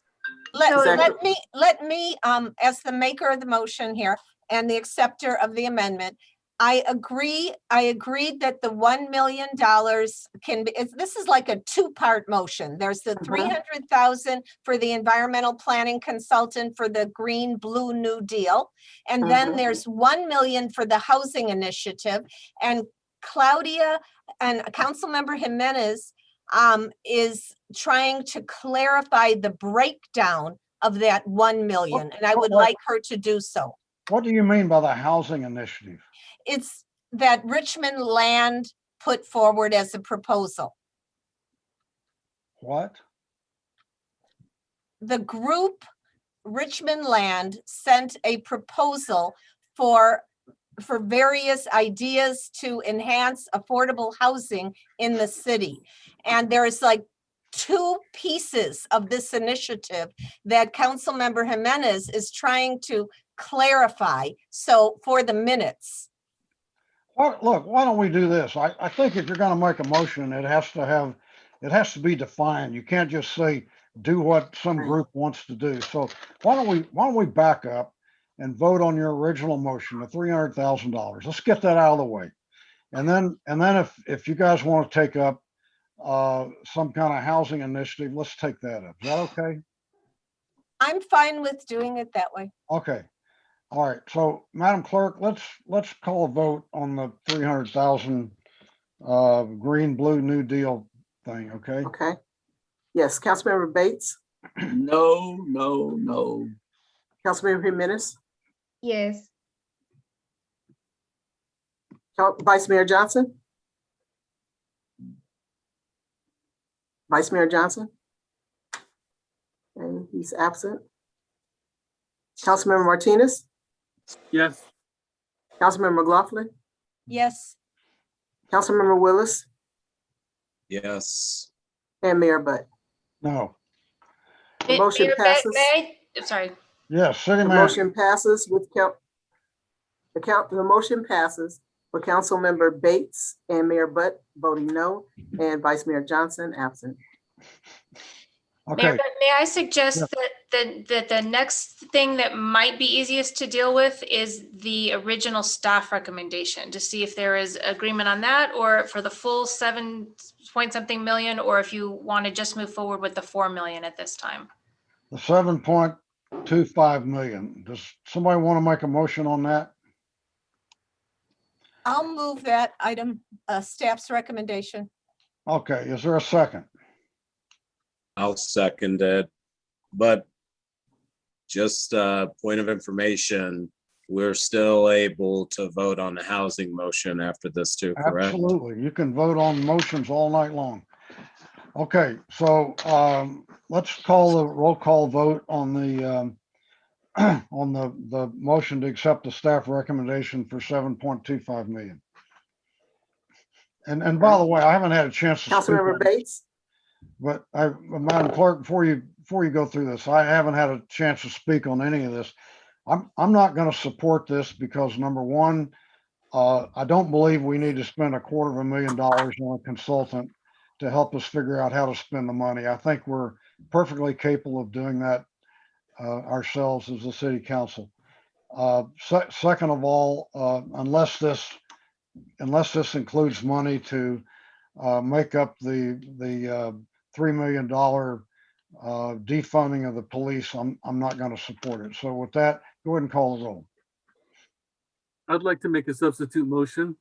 Okay. And my substitute motion is to only approve the 4 million to replace lost revenue. Okay, is there a second to that? I don't see a second. Motion dies for lack of a second. So, Madam Clerk, let's call a roll on the original motion.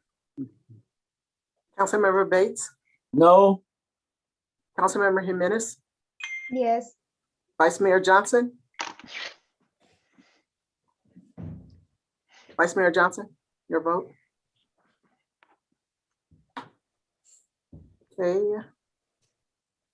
I saw he voted in the comments section. Yes. What? Vice Mayor Johnson voted in. Okay, he voted yes. Okay. Councilmember Martinez. No. Councilmember McLaughlin. Yes. Councilmember Willis. Yes. Mayor Butt. No. The motion passes with Mayor Butt, Councilmember Bates and Councilmember Martinez voting no. Well, now we've approved 7.25 million plus 0.3 million, so that gets us up to 7.55 million. Does anyone have another motion? I see 3 hands up. Do everybody have their hand up, or are those left over from the time before? Okay, Vice Mayor Johnson. Go ahead.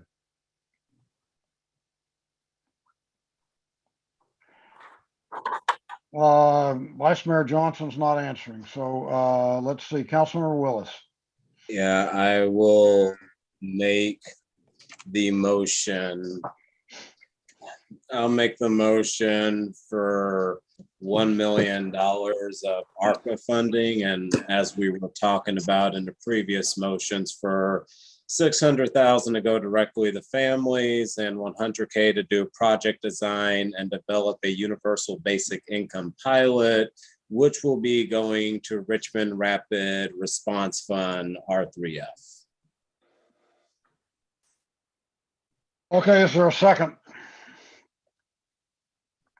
I don't see a I second. second it. Okay, we do have a second. So that's a total of $1 million, right? Yes. Okay, Madam Clerk, let's call the roll on this. Councilmember Bates? Could you No. repeat, excuse me, could you repeat the allocations? It didn't add up in my mind to the million, but maybe I missed something. So Councilmember Willis, would you please allocate, It was 600,000 plus 400,000, right? okay, that is $1 million. Okay. Okay, Councilmember Bates? No. Councilmember Jimenez? Yes. Vice Mayor Johnson? He's voting yes in the chat. I'm sorry, I'm reading the chat. Okay, thank you. Councilmember Martinez? Yes. Councilmember McLaughlin? Yes. Councilmember Willis? Yes. And Mayor Butt? no. The motion passes with Mayor Butt and Councilmember Bates voting no. Okay, I'm taking the floor now because y'all came to Juneteenth this weekend and you tried to purport how much you cared about black people, but then you sit during this meeting and you try to silence me. You're very disrespectful. I've had my hand up since the beginning of this meeting to make several questions. You are out of order, and I don't think you're fit to run this meeting. Vice Mayor Johnson, you're out of order. You're not fit to run this meeting. Vice Mayor Johnson, you're out of order. Please stand down. Okay, would you like to be recognized? Not by you. I don't need you to recognize me. Okay, all right. I'm going to put a motion on the floor to use $3 million to restore funding for the 7 sworn positions in the police department. So that's my motion. Is there a second? I'll second it. Okay, we have a motion and a second. City Clerk, please call the roll. Councilmember Bates? Yes. Councilmember Jimenez?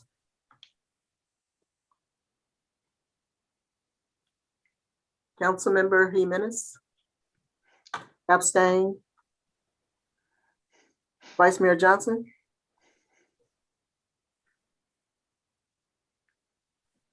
Abstained also. Councilmember Martinez? Abstain. Councilmember McLaughlin? Jane, and I do want to state that when you take money from ARPA, you are taking it away from other things. Wait, Councilor McLaughlin, we're voting now. We're not making speeches. But you didn't allow for any discussion. We're voting, Councilor McLaughlin. Okay, we got your vote. Okay, go ahead. Councilmember Willis? Abstain. And Mayor Butt? Yes. The motion fails with Mayor Butt and Councilmember Bates voting yes. Okay, are there any other motions on this item? I think it's very cowardly that neither one of you guys voted to hire 2 police officers last week, but now you want to use this as an opportunity to make it seem like nobody cares about police officers. Last week, I had proposed that we go with option A, and neither of those council members went along with it. Now everybody wants to act like that they care about some type of public safety. When you fight for 100% of something, you get 100% of nothing. And that's exactly what you got.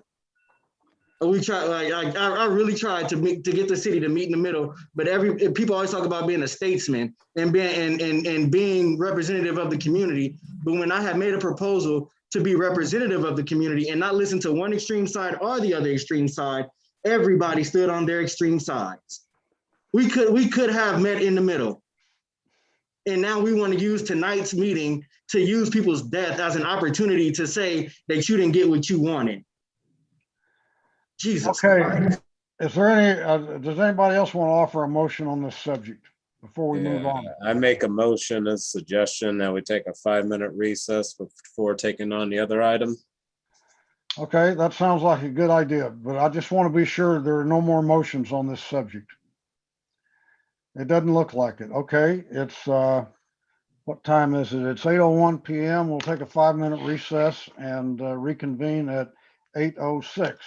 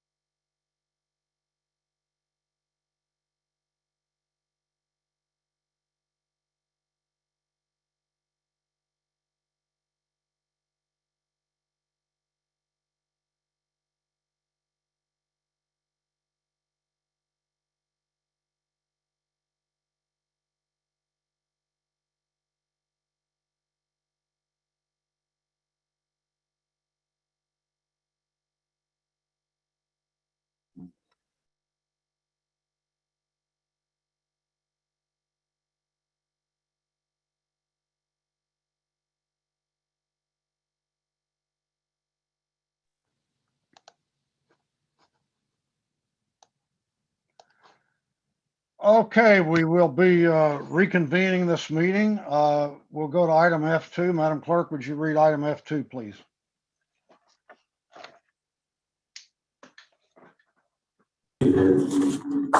Item F2 is to receive the 5-year capital improvement plan for the fiscal years 2021, 2022 through 2025 to 2026, and a budget appropriating $30,196,844 for projects in the capital improvement plan project for the fiscal year 2021, 2022. Okay. No time races. Staff report. Good evening, Mayor Butt, Vice Mayor Johnson, council members. I'm Antonio Banuelos, Accounting Manager in the Finance Department. I'll be presenting the Capital Improvement Plan, or CIP, for fiscal years 21-22 through 25-26, and the CIP budget for fiscal year 21-22. Okay, we'll be back next week with the final proposed fiscal year 21-22 operating budget, which includes the general fund and the adoption of the capital improvement plan and budget. So tonight we'll go over the capital improvement plan, the budget, major revenues and sources corresponding to projects. Again, tonight we'll go over the CIP plan and budget and the major sources. The city CIP is a 5-year projection of needed capital improvements projects with more of a focus on the projects than the budgets for the project. The CIP is a rolling plan, which means that a new 5th year is added to the plan each budget cycle. We're only establishing the budgeting authority for appropriation proposed for the 1st year, though. So the terminology is precise: capital improvement plan versus capital improvement plan budget. The former is talking about the 5-year plan. The latter is only talking about the 1-year budget. The total CIP budget this year will be $98.7 million. In projects across all funds. The capital project fund account for about $33.9 million of this budget. Again, capital project funds refer to separate funds established for the accounting of capital improvement projects, not otherwise accounted for in the operating budget. Operating funds will account for the other $64.8 million. Again, operating funds, including the enterprise funds such as port, wastewater, equipment services, among others, include capital projects and operating expenses such as salary, benefits, professional service, and so forth. So although these funds include capital expenditures, they are not used solely for projects and thus not within the CIP funds. Most projects are funded by revenue sources accounted for in special funds and typically do not receive any money from the general fund. However, the current CIP has factored in an assumption that the general fund budget this year will appropriate about $1.5 million in projects to be funded with general fund excess revenue over reserves from the current fiscal year 2021. Tonight, CIP staff report focuses on the $33.9 million portion of the CIP that is proposed for the capital projects funds accounts. The $65 million projects that are included in the operating budget, which will be coming back to council next week.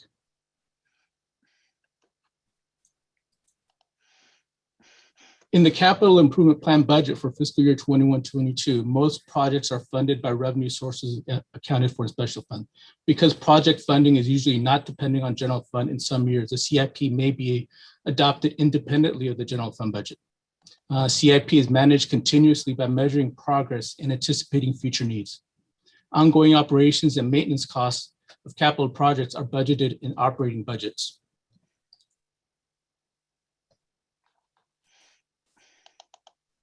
I'll go over some of the funding and some of the projects within the CIP. Again, this is a snapshot or highlights of some of them. Not everything is going to be covered here. The state gas tax, which funds are received from the state under the provision of Streets and Highway Code. These funds are restricted for uses for street construction activities. The city's gas tax allocation increased by $1.8 million to a total of $4.5 million due to the Road Repair and Accountability Act of 2017. Some notable projects include a street paving program at $2.5 million, bridge maintenance or preventive maintenance for $250,000. Measure C and J are voter-approved half-cent sales tax specifically for transportation programs.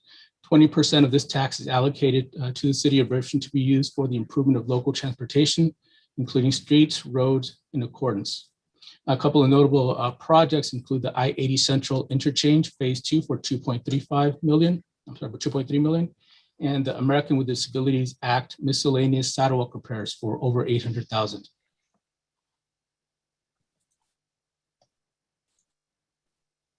Bond proceeds are used to fund large enterprise projects, mainly capital improvements to Richmond's wastewater system. A couple of highlights from that is 3.5 million will go towards the dechlorination system replacement, and another 1.5 for the replacement of the sludge thickener. From the state revolving fund loan that was awarded in April of this year, over the next couple of years, the plan is for the wastewater treatment plant grit and aeration replacement to the tune of $45 million.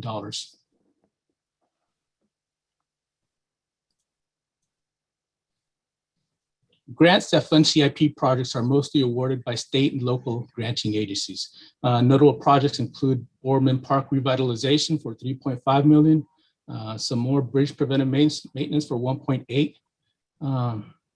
The bottom three ones, which are greening the Yellow Brick Road, Harbor 8 expansion, Yellow Brick Road, those total at 8.4 million together.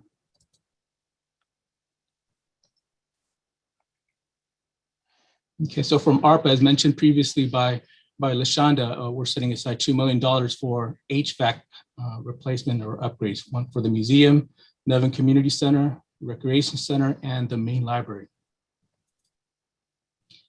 Additionally, mentioned previously, we're using some of the fiscal year 2021 excess totaling 1.5 million to fund some needed replacements, including the plunge, the boiler at the plunge, fuel sites at the courtyard, Hilltop Fire Station management, fuel management upgrades, and so forth. That totals 1.5 million. So the recommended action tonight, just to receive the 5-year capital improvement plan for fiscal year 21-22 through 25-26, and a budget appropriating 33.9 million for projects in the capital improvement plan for fiscal year 21-22. Okay, staff from various I'm sorry, go ahead. I'm just gonna say staff from various departments are here to answer any questions. Okay, I see Vice Mayor Johnson's hand up. Go ahead, Vice Mayor.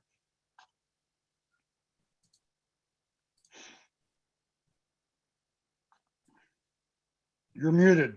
I was just wondering if we had accessed those special funds that they have out there for venues, because I know in the past we had all talked about having using some of the funds for the redevelopment. I mean, not even redevelopment, just to upgrade the Richmond Auditorium. And I'm wondering if we had accessed those funds as part of our capital improvement plan or facilities improvement. For the city venues, I'm not sure if Joe Leach is able to respond to that one. I originally took a brief look at those fundings, and it was primarily for private operators. When I looked at it initially, we didn't qualify. And that was more about the operational side as opposed to the capital money that we need. It is something that we could look at for the future if the capital improvements that are needed in our civic center and our auditorium could come from ARPA. We can take a closer look at that. No, I had just heard about it in passing, but I do appreciate you for knowing more about it and looking into it, though. Thank you. Councilmember Jimenez. Hi, I had some questions. So, is there any the plan in the MLK park when they build the soccer?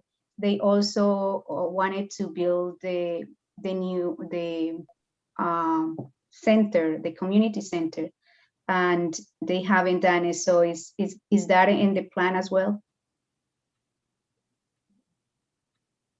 Hi, this is Vanessa Ward from the Finance Department budget, and there is no money, no funding available to rebuild the center.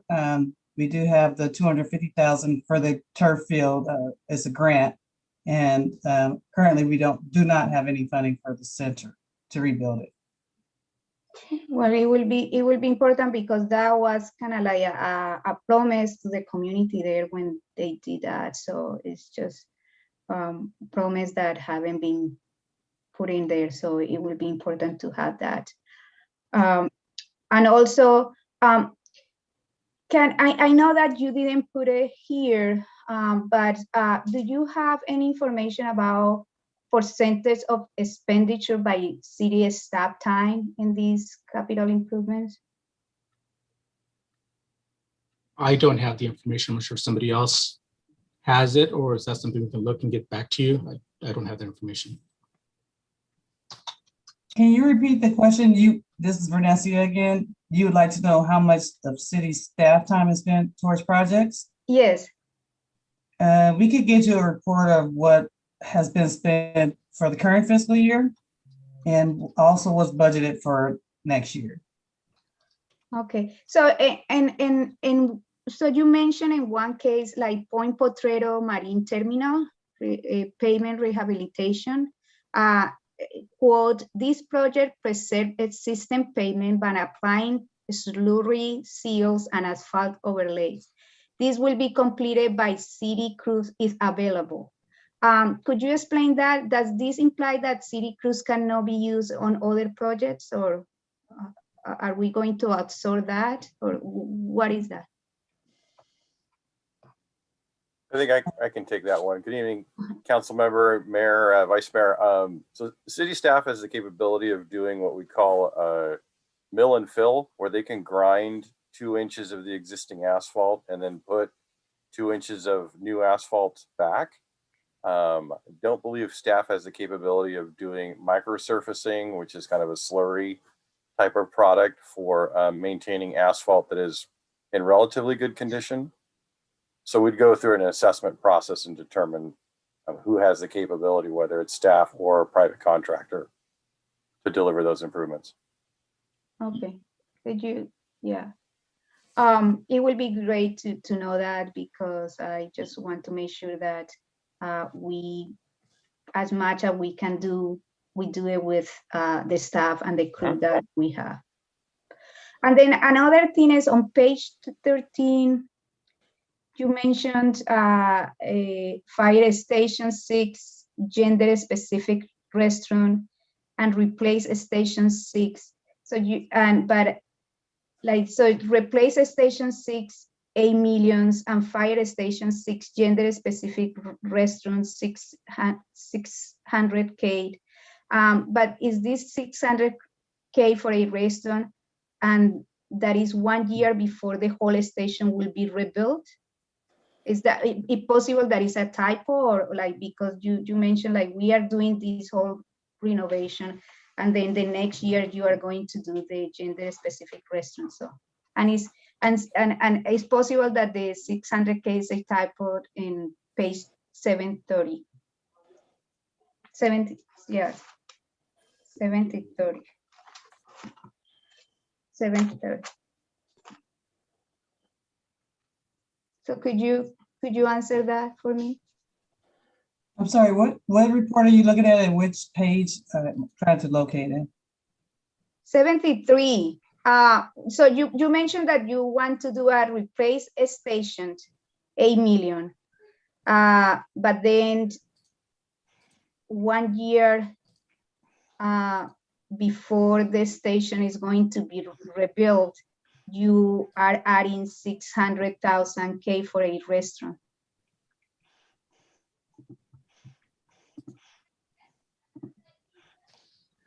Councilmember Menace, you've used up your 5 minutes. So I'm going to go to another council. Yeah, member. so please, I just wanted to make sure that your time is up. Your time is up. Councilmember Bates. Thank you, Mr. Mayor. I just have a couple questions.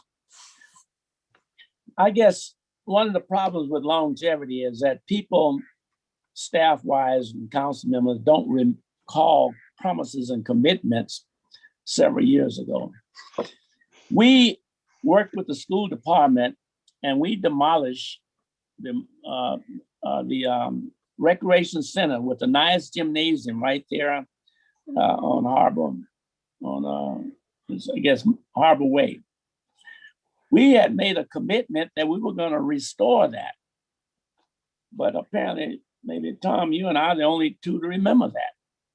So my question is, when we demolished this beautiful recreation center, what happened to an attempt to restore it and put it back for the use of the public?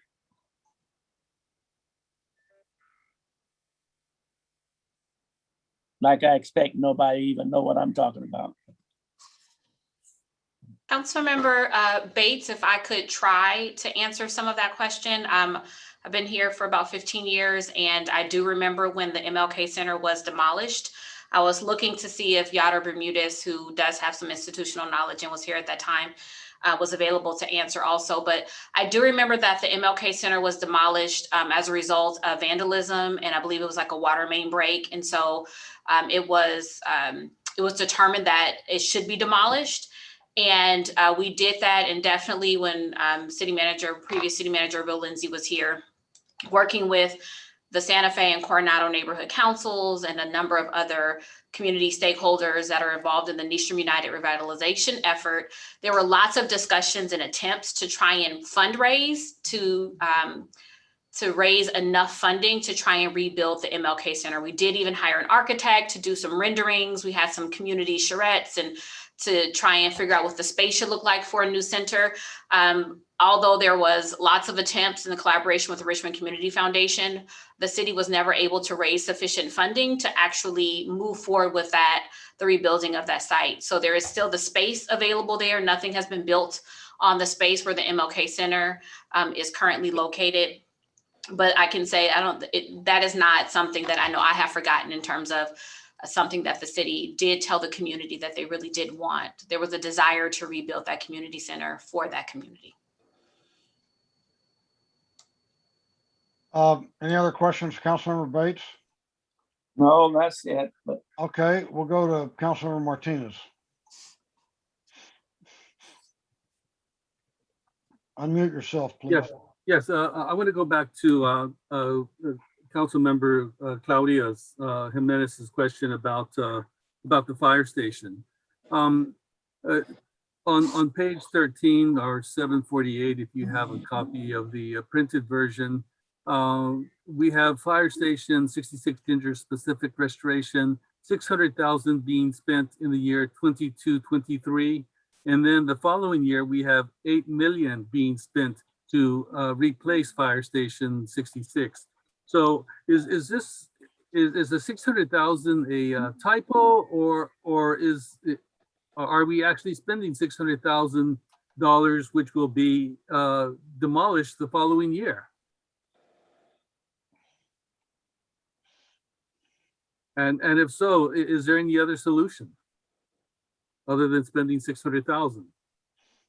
So I'm unaware that we really are in a position to be able to rebuild an entire station. I would think if that was something that was on the books, we would have had plans and going through permitting and all kinds of things.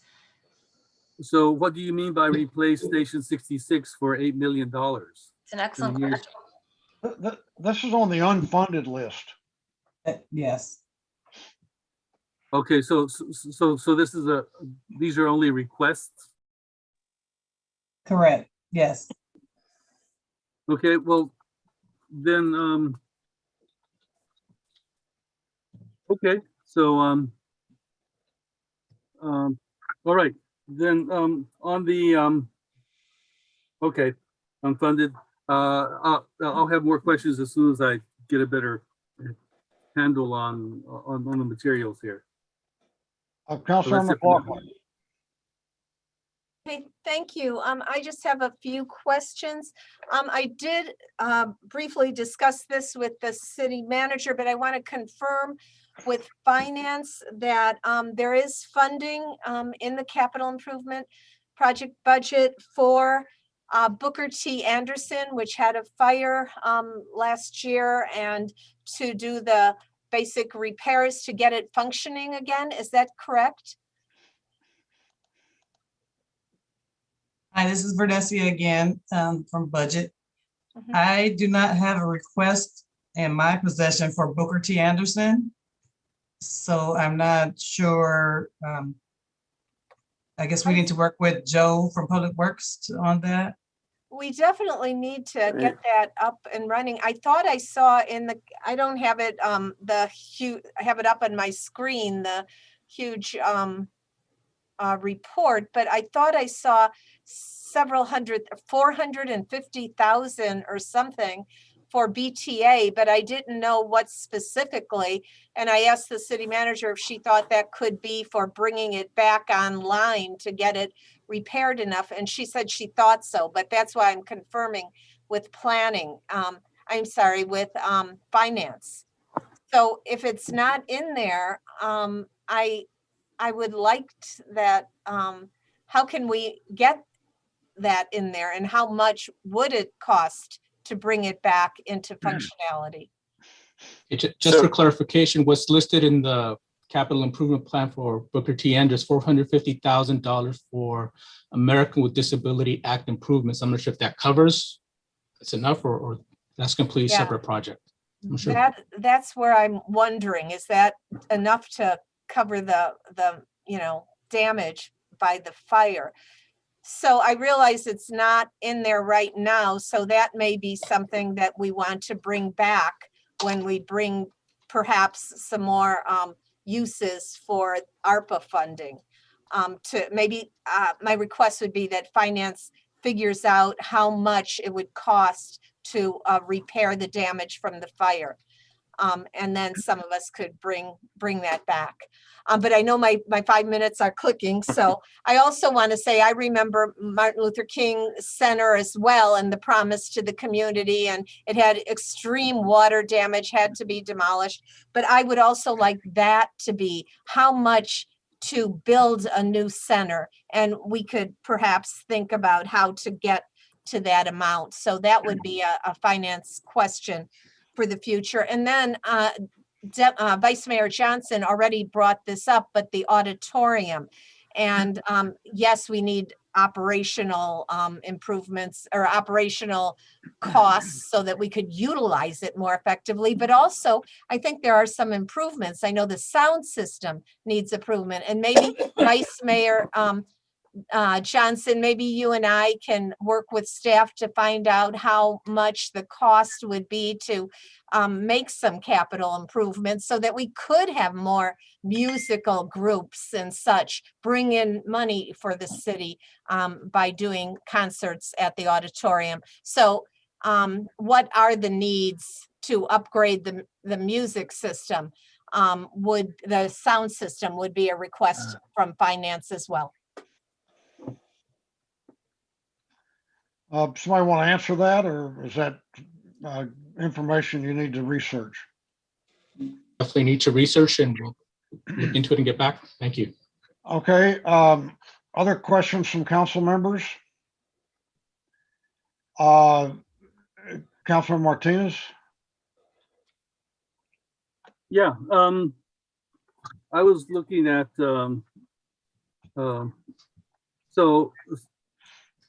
so we have allocated money for the fire station 66. So it's going to cost 147,000 to repurpose the restroom, or are you just building a brand new one for the gender specific restroom at fire station 66?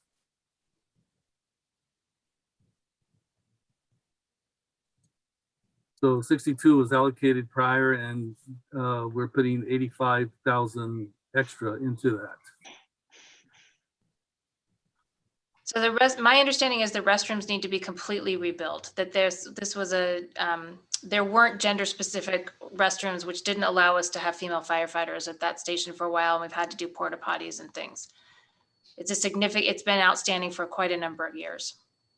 Okay, and so it still needs to be designed and construction for 83. Okay, and then the other question with the let's see, I want to go back to the Martin Luther King. So we're allocating, we had prior 531,000, and we're in 2022, we're adding 267,000.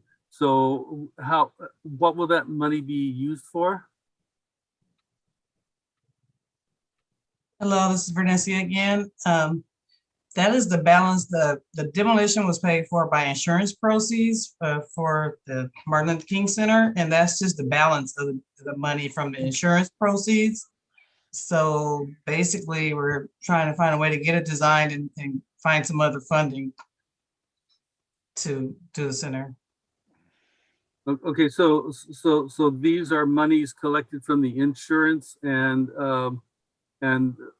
how they're spent is not allocated yet? Is that what I'm understanding you say? Allocated. It's just not really enough to do anything. Okay, so it's to design and construct. Yes, design, yeah, it's not enough. And how much do you think it would cost to design? Oh, that would be someone from engineering. Yeah, I don't know if Tawfiq is on the line or Joe. And while we're talking about designing, what happened to the plans that were drawn up earlier? Those plans are probably still around somewhere, but they're probably so outdated. I'm sure the cost has increased significantly since we did I it. think you're getting close to your 5-minute limit, Councilmember. You want to wrap it up? Yeah. So, okay, Councilmember Jimenez, we can get those answers to you. Okay, thank you. You bet. Okay, at this time, I'm going to go to the public speakers. Madam Clerk, would you call the public speakers? If there are any. Yes, we have one public speaker, Mark Wasford.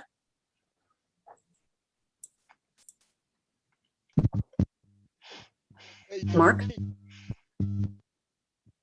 You hear me? Yes. Breaking up. Oh, you hear me now?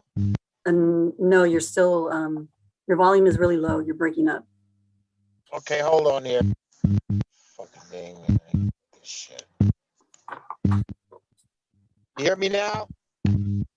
Yes, you're still a little bit, you're breaking up still a little bit, but you can go ahead and start. What about now? It's a little bit. You're good. Let's go. Okay. So it seems you people, when it comes to public safety, when it comes to police, when it comes to fire, when it comes to infrastructure, you guys don't give a rat's ass about nothing.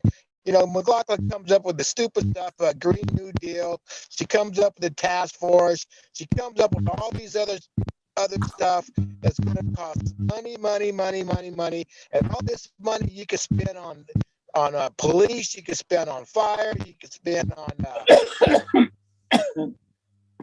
infrastructures and stuff like that.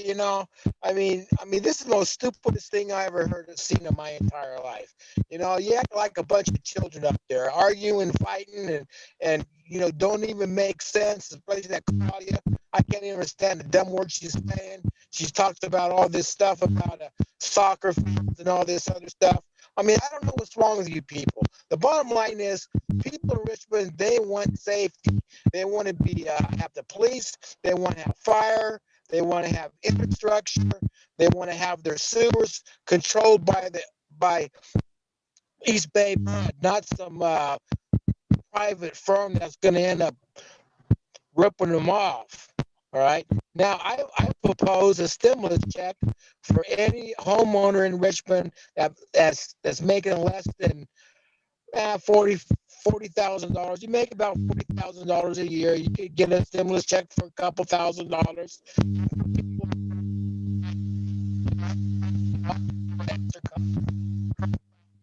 Too, I mean, these people that can't pay their rent, you have a special program where you could help them out with a couple $100,000. And if you're an illegal immigrant, you don't get no money because you ain't got no right being in this country in the first place. So, I mean, you guys, I hope we go for the recall to get some of you idiots out of there, especially you would go out. Your time has expired. That was our only speaker. Okay, are there further comments from council members or perhaps a motion? Councilmember Jimenez.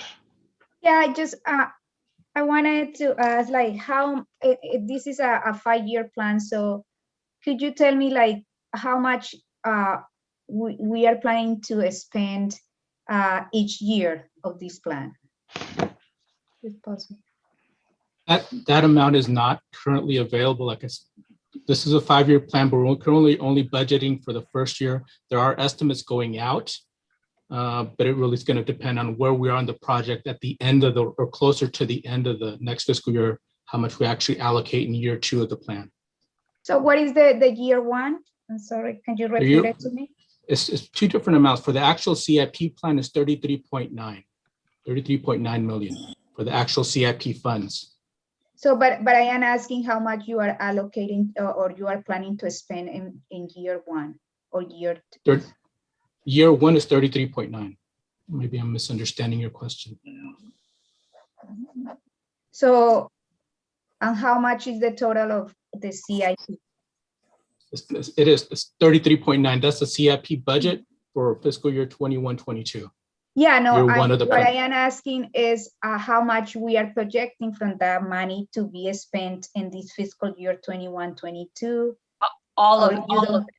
All of it. All of it. That is the amount that we are trying to budget for in the next fiscal year. So Okay. it's a rolling 5-year plan. We only budget 1 year at a time. And we don't have funding for everything. Okay. Thank you. Councilmember Willis. I just have 2 quick questions.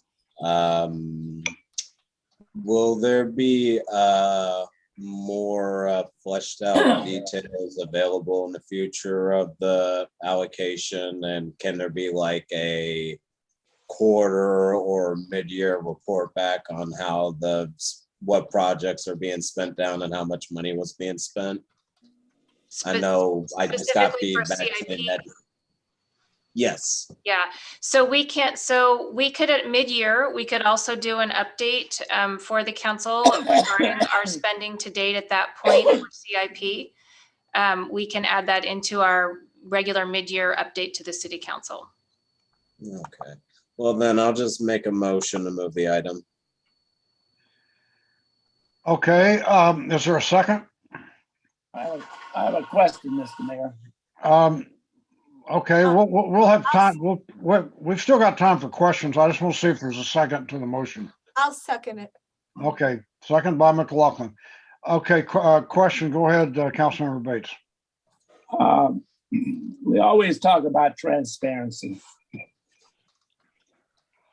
I don't think any council member had any input in this particular measure. If you did, I'd like to hear if you did. And what we didn't have it. I have no idea if the community was involved. Did they communicate? Did they participate or not? So what we have from my observation is the staff coming forward with their recommendations. We've never discussed any of this as a council. And if I'm mistaken, please correct me. And the community has never had an opportunity to voice. And if I'm mistaken, then correct me. And I don't understand, if this did not occur, how we can just carte blanche, rubber stamp, and move this item as if the community don't mean anything, and really the council really don't mean anything. So that's just my observation, and I wish someone would say, yes, the council was involved. Yes, XYZ was involved. Yes, the community was involved. I just want to ask the question, was there any involvement by the council or the community in these recommendations? Okay, anybody want to respond to Councilmember Bates? Very briefly, staff did have 3 community budget presentations went over the whole budget, not necessarily just CIP. CIP stuff or items is covered in that, but we can always do a better job of more outreach and making sure more inclusion, both from the community and council members going forward. And, Okay, and I- Councilmember Bates, I'd also add that a variety of the projects have gone through various levels of community input and engagement. Maybe not the plan as a whole, but various projects throughout the plan have received and not only community engagement, but community endorsement. But And the in addition to- council has never been engaged. Nobody's ever said, look, this is what we'd like to see go forward. These are some of our recommendations. Let me get the council input. You're ignoring the very people that, and I guess you're gonna rubber stamp it anyway. So I maybe I shouldn't even make any more comments. But it just seemed to me that the RPA talk about transparency. And when it comes to involving the community and involving the city council, you're deaf. You have no ears. So I'm not voting for it. So you got the votes lined up. So that's just my opinion, and I'll just vote no.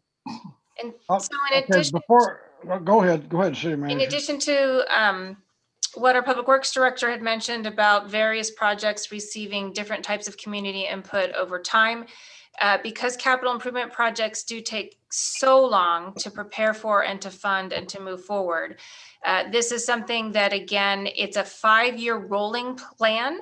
So the full council reviews it at a meeting like this each and every year, and can make modifications as they see fit. And we also have a lot of funding sources that are very specific and have a lot of strings tied to them. So that is where we are compromised and have only a narrow way in which we can make recommendations. So things like street funding is in this plan every year.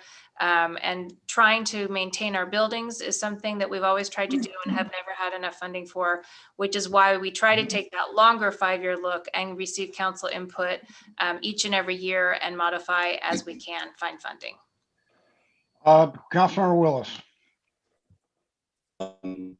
I guess Council Member Bates's comments.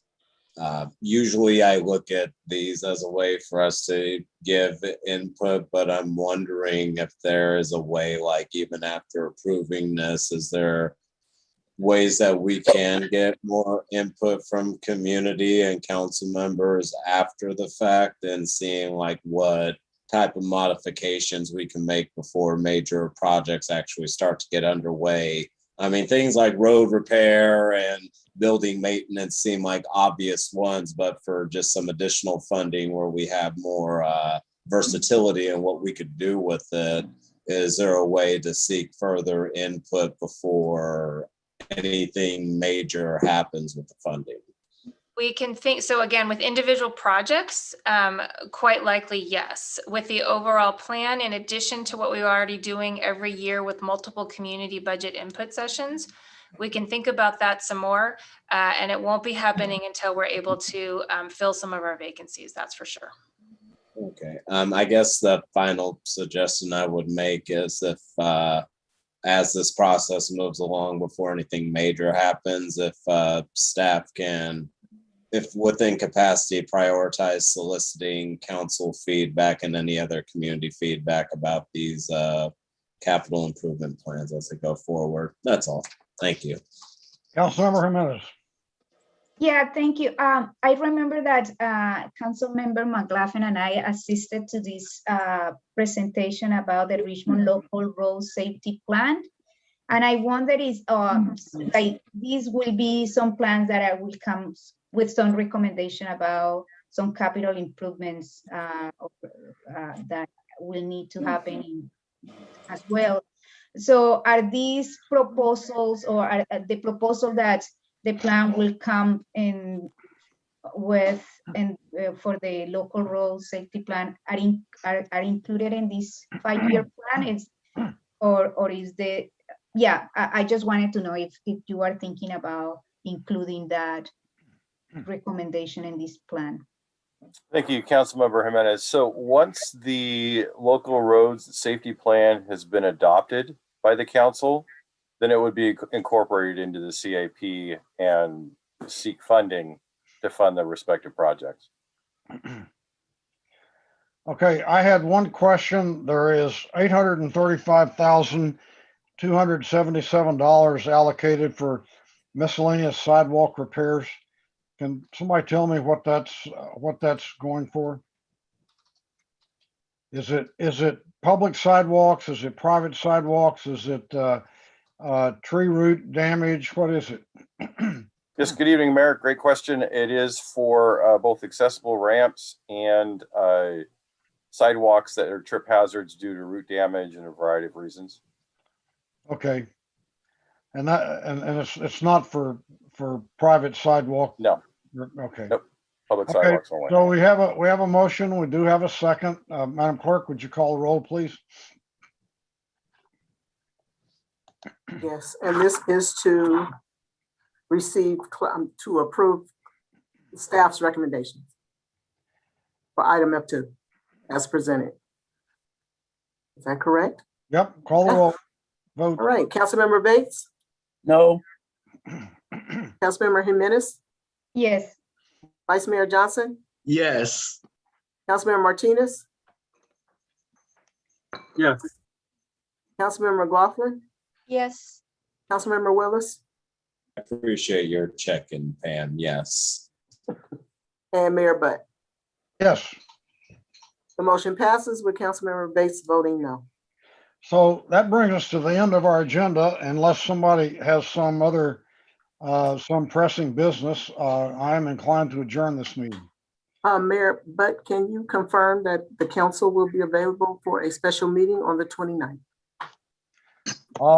Is there anybody who, let me look at my calendar.